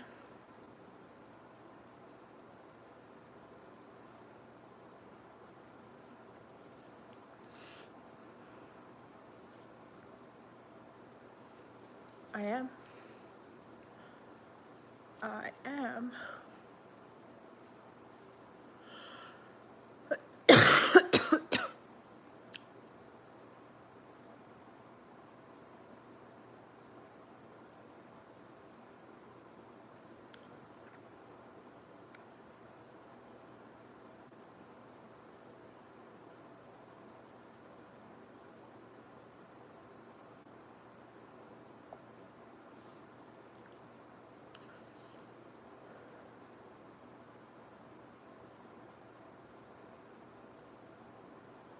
No, seal it. I would like it to be away.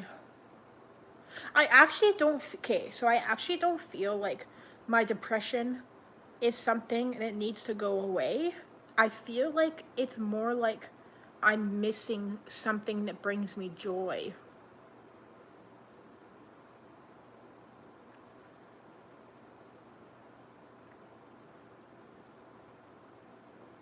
Like, it's like, I don't think my depression is holding back me from being happy. I think I am incapable of being happy. Like, I just don't feel like my brain is like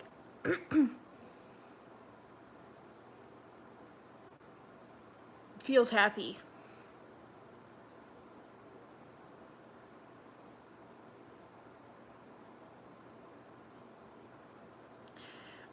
You guys seem confused. So I guess what I'm trying to say is that like when I wake up in the morning, my depression is not holding me back from doing stuff.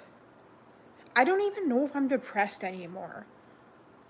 I just don't have any desire to do anything. Like, I literally just don't want to do anything. I literally am just like, okay. Don't get me wrong, I have bouts of anxiety and depression that are holding me back. Like, I have bouts here and there that cause me issues, and that is holding me back. But the majority of the time, I just wake up and I'm like, okay, there's nothing. I don't care. I don't want to do anything. I don't care about anything. Um,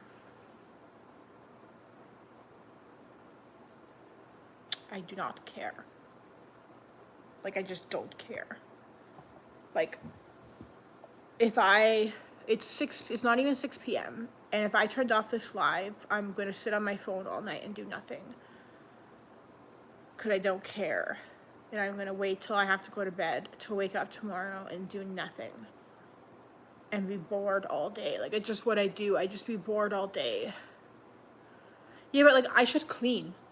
I should clean. I don't know. I just don't care. I don't know. What did I used to do? I used to like clean. I used to have fun cleaning and like listening to music and like hanging out with my sister, like my ex-boyfriend. I don't know. I'd like do little projects. Like, I'd fix things around the house.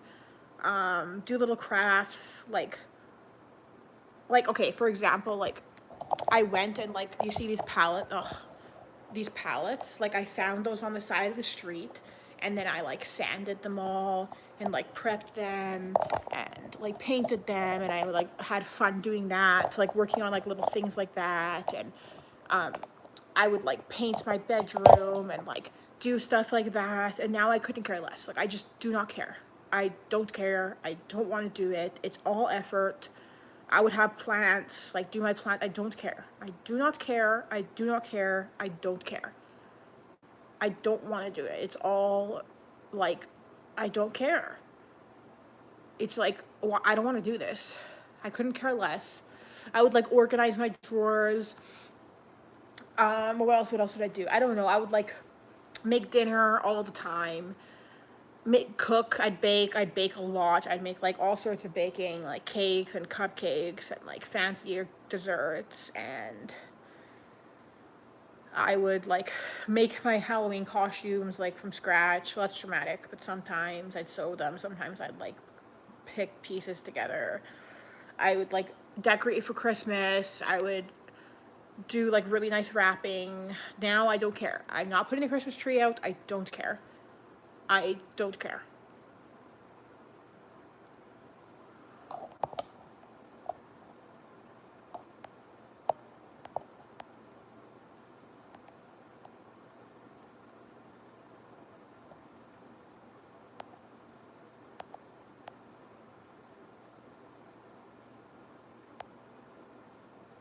Yeah, I'm trying to do the exercise thing. It's just hard. I don't know. Maybe, Devon, I have repressed anger. Like, it's very possible I have repressed anger. It's definitely, like, something I've thought about. I just don't know what to do about that.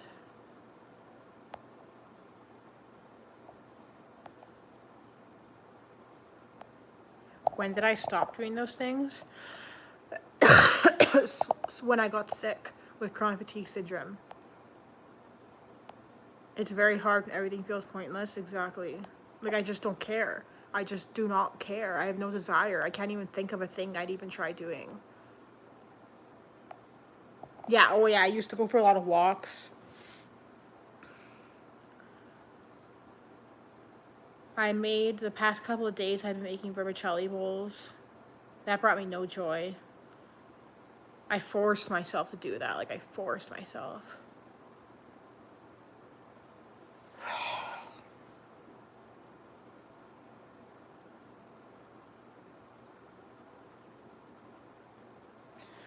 I just don't care, you guys. Like, it sucks. Like, I wake up every single day and there's not a single thing I could bring myself to do. I just don't care about any of it. Everything I do is forced.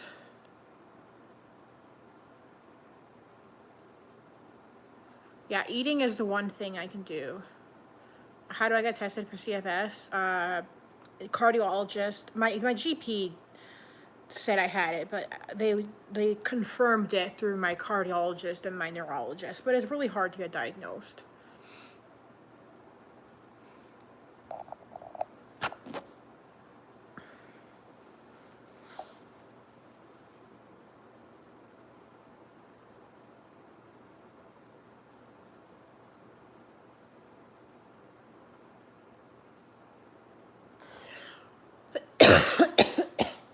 I just can't stand not caring about anything anymore.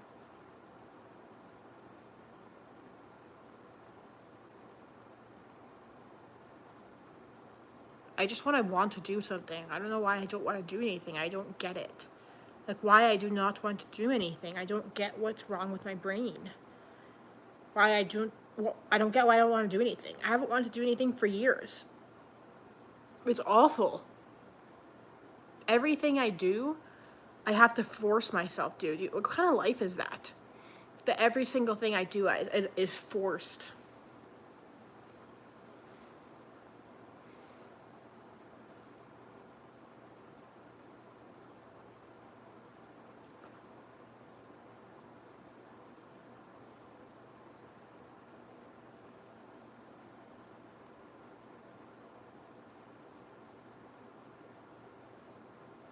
Well, I'm glad you get me, Devon.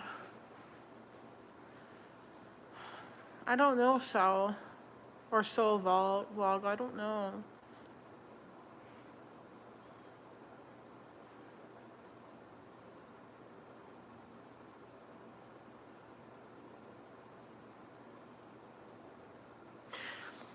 I thought that I wanted to, like, date, and that would be, like, motivating. So I was like, finally found this guy, and we started dating, and I was like, yeah, I don't care about this either. And I was like, oh my god, I literally don't care about this either. I don't even care about dating. I finally found, like, a good looking guy to date, and I don't even care about that either. Like, I literally am like, I don't care about this. Like, what do I care about then if I don't even care about dating a guy? And care is the wrong word. Cause, like, I care about my family and, like, stuff like that. But I just mean, that doesn't motivate me. I was like, I'd kind of be like, I hope he cancels our plans. Oh, I hope he cancels. I don't really even want to go over there. I don't even feel like sexually motivated. Like, I'm like, that's a turning point for me to not feel that. I'm like, I don't even care. I don't care. I don't care.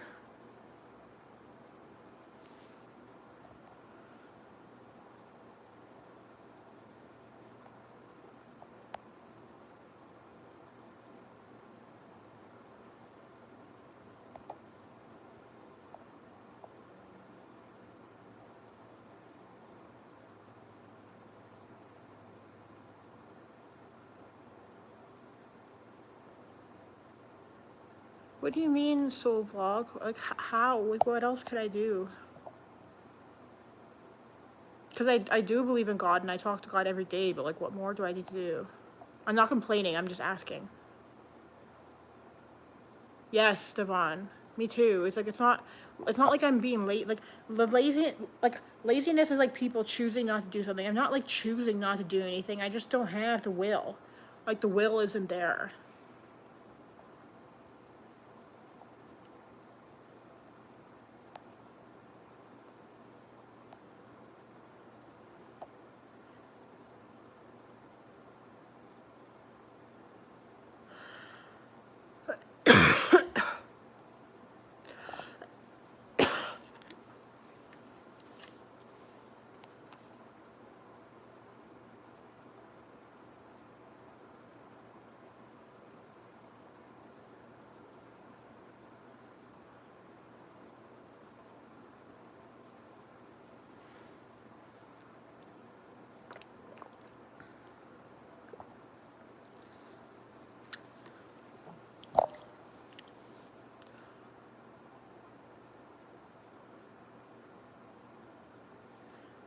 Thank you, Chad, for the $2. If it is chronic procrastination, if it is that, I don't know if it is that because I don't have the desire to do anything. So does chronic procrastination come with the lack of will to do anything? And if that is the case, what are you supposed to do about it?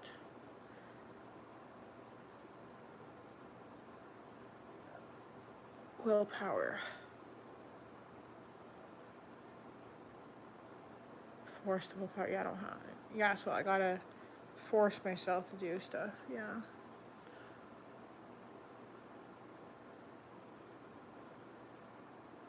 I guess I'm procrastinating everything. But the thing is that I can make myself do it, but I can make myself do all these things like laundry and cleaning, but at the end of the day I still feel miserable. So it doesn't make any difference.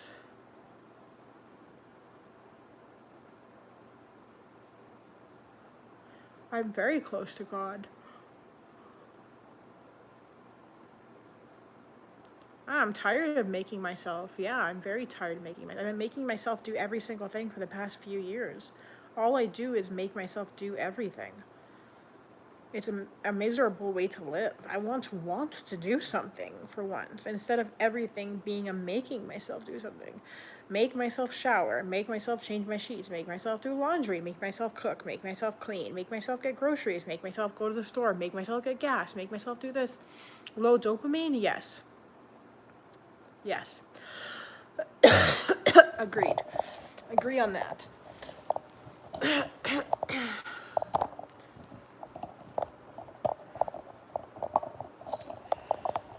definitely agree on that.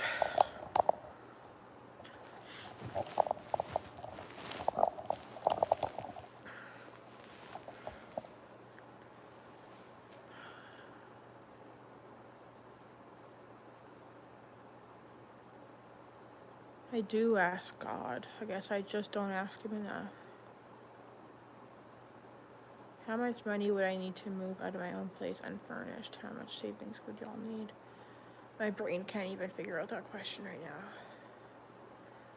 I'm judging you right now. That's fine.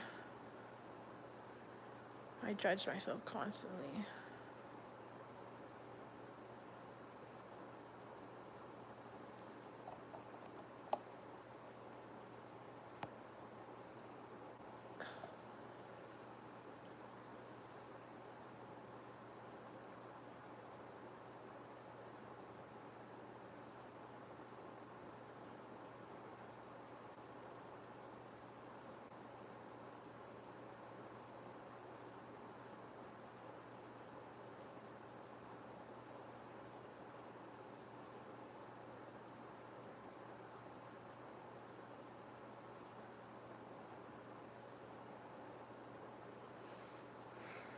No, I'm not.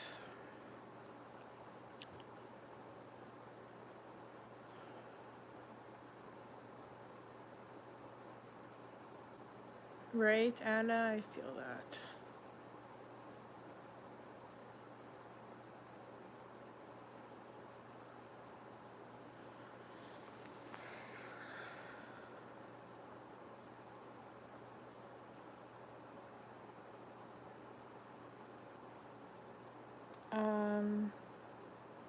my tiredness is constant.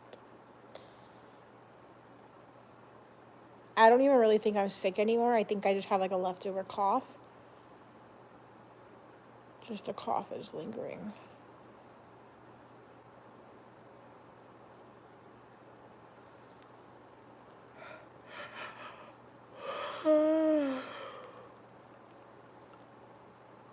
It's only 6 p.m.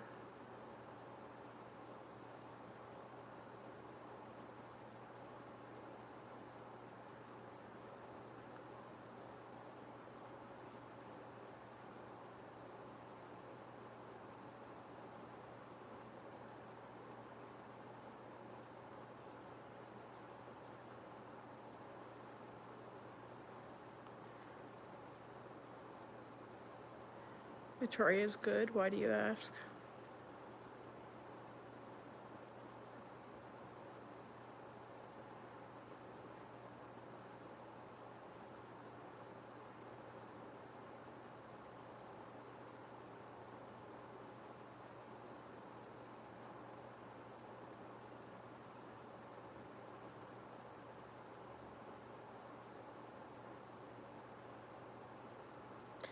Oh, yeah, she got it too.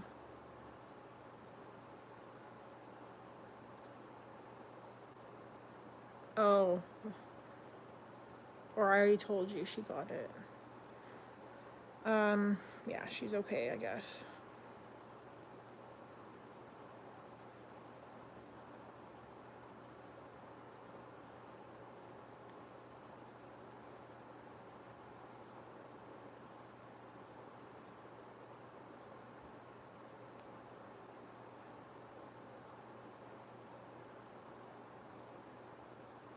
What's wrong? Everything.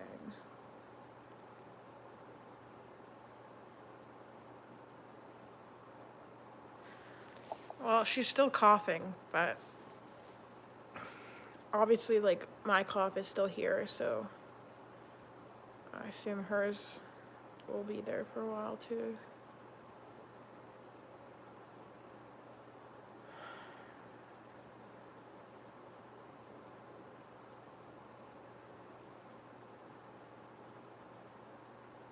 Everyone says it'll get better, but I don't know.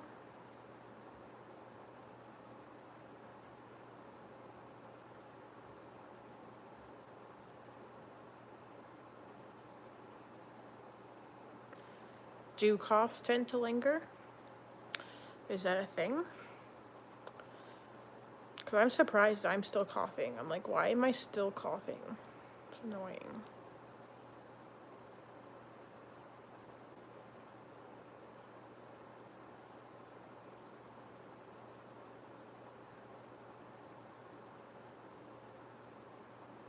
No, money does not equate to happiness. It helps, but it's not the answer. No, not strep throat. I've never had a cough like this in my life before. Like, ever. Ever. My throat doesn't even hurt or anything. It's just a cough.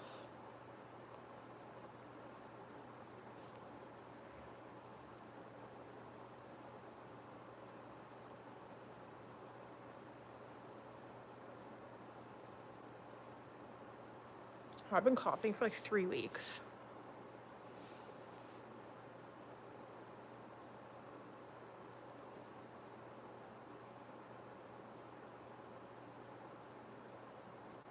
I haven't been drinking enough water. I'm not complaining about my cough. I'm just talking.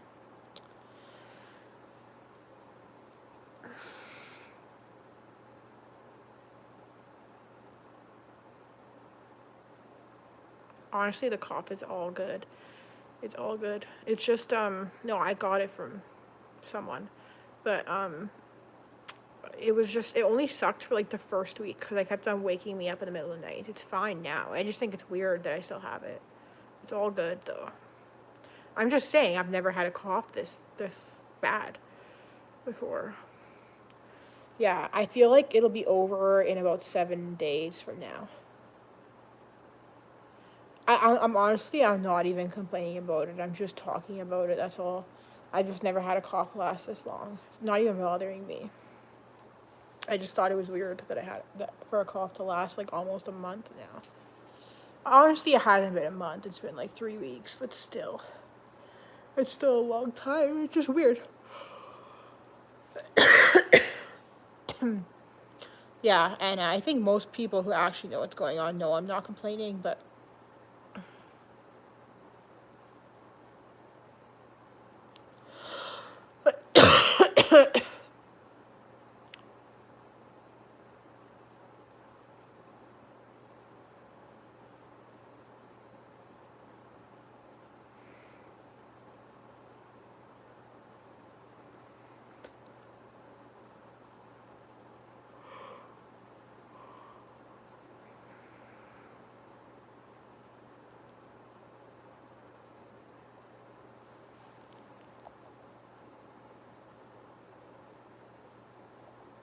I've been sleeping with earrings for so many years. I don't even know.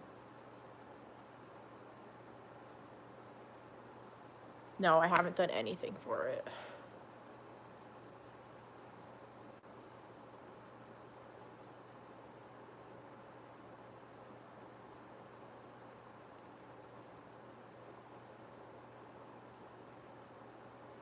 I don't know what a spice latte is actually.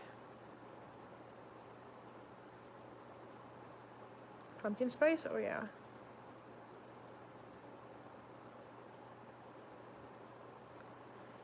No, I don't really notice my earrings. Oh, it's on a tripod, and then it's like tucked in between some pillows. My arms kind of pushed on the pillow to like um hold up the weight, I guess.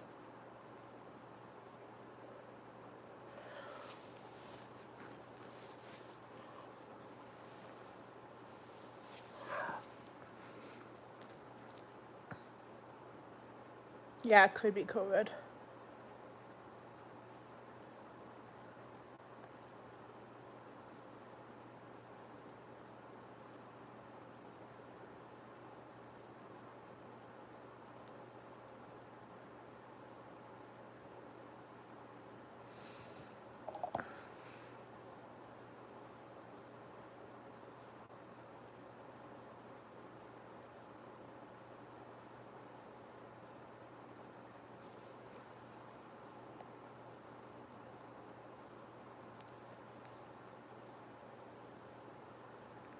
No, moving would stress me out.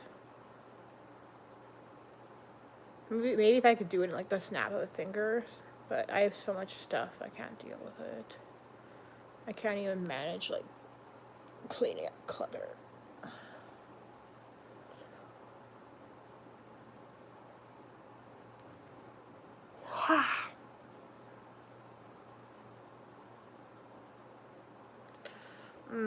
No, too much work to move. Too much emotional energy to get rid of things. Do I look black? I don't think I've been on here for that long, maybe like 3 hours. No, I wouldn't move because I don't want to leave my family.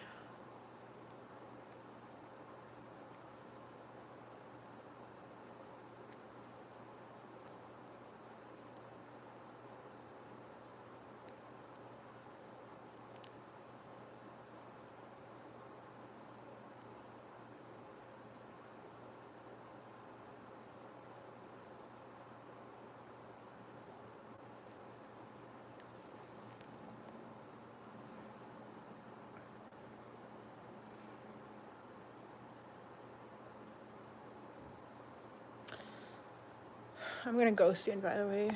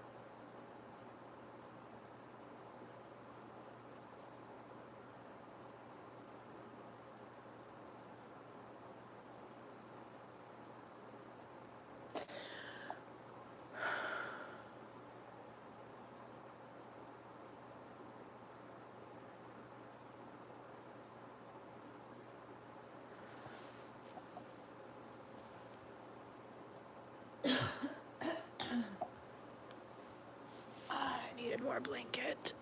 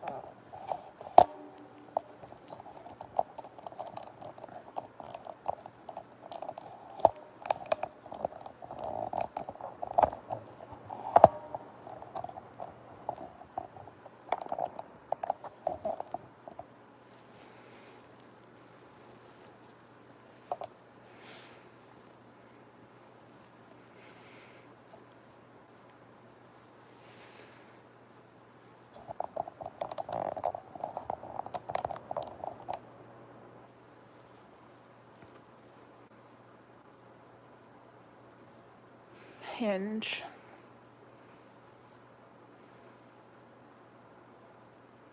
Yeah, I'm gonna go shortly.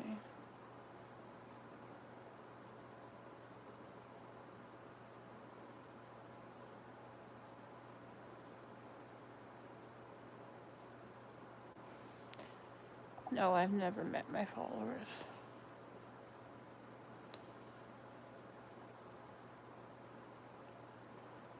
Just egg sandwiches.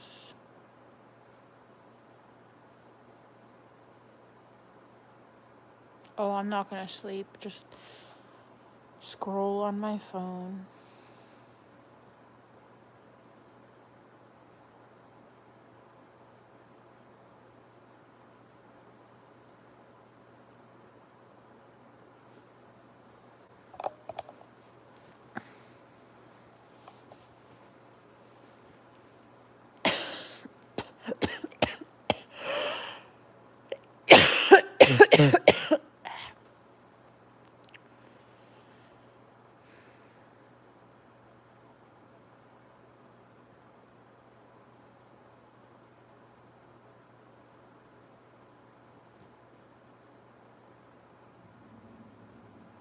What's wrong with Hinge?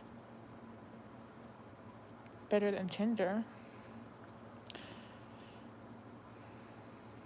I guess a lot of people are just looking for validation. But that's all dating apps at the end of the day.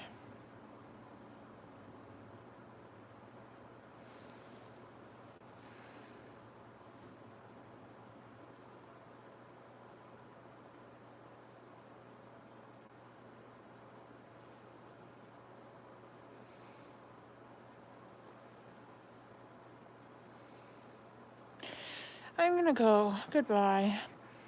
Thanks for joining.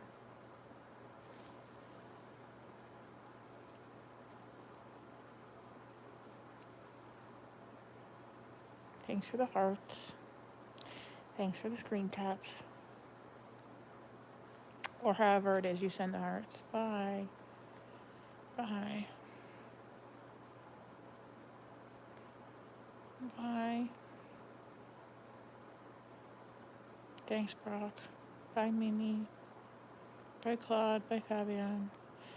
Bye, Anna. Bye, Johnny.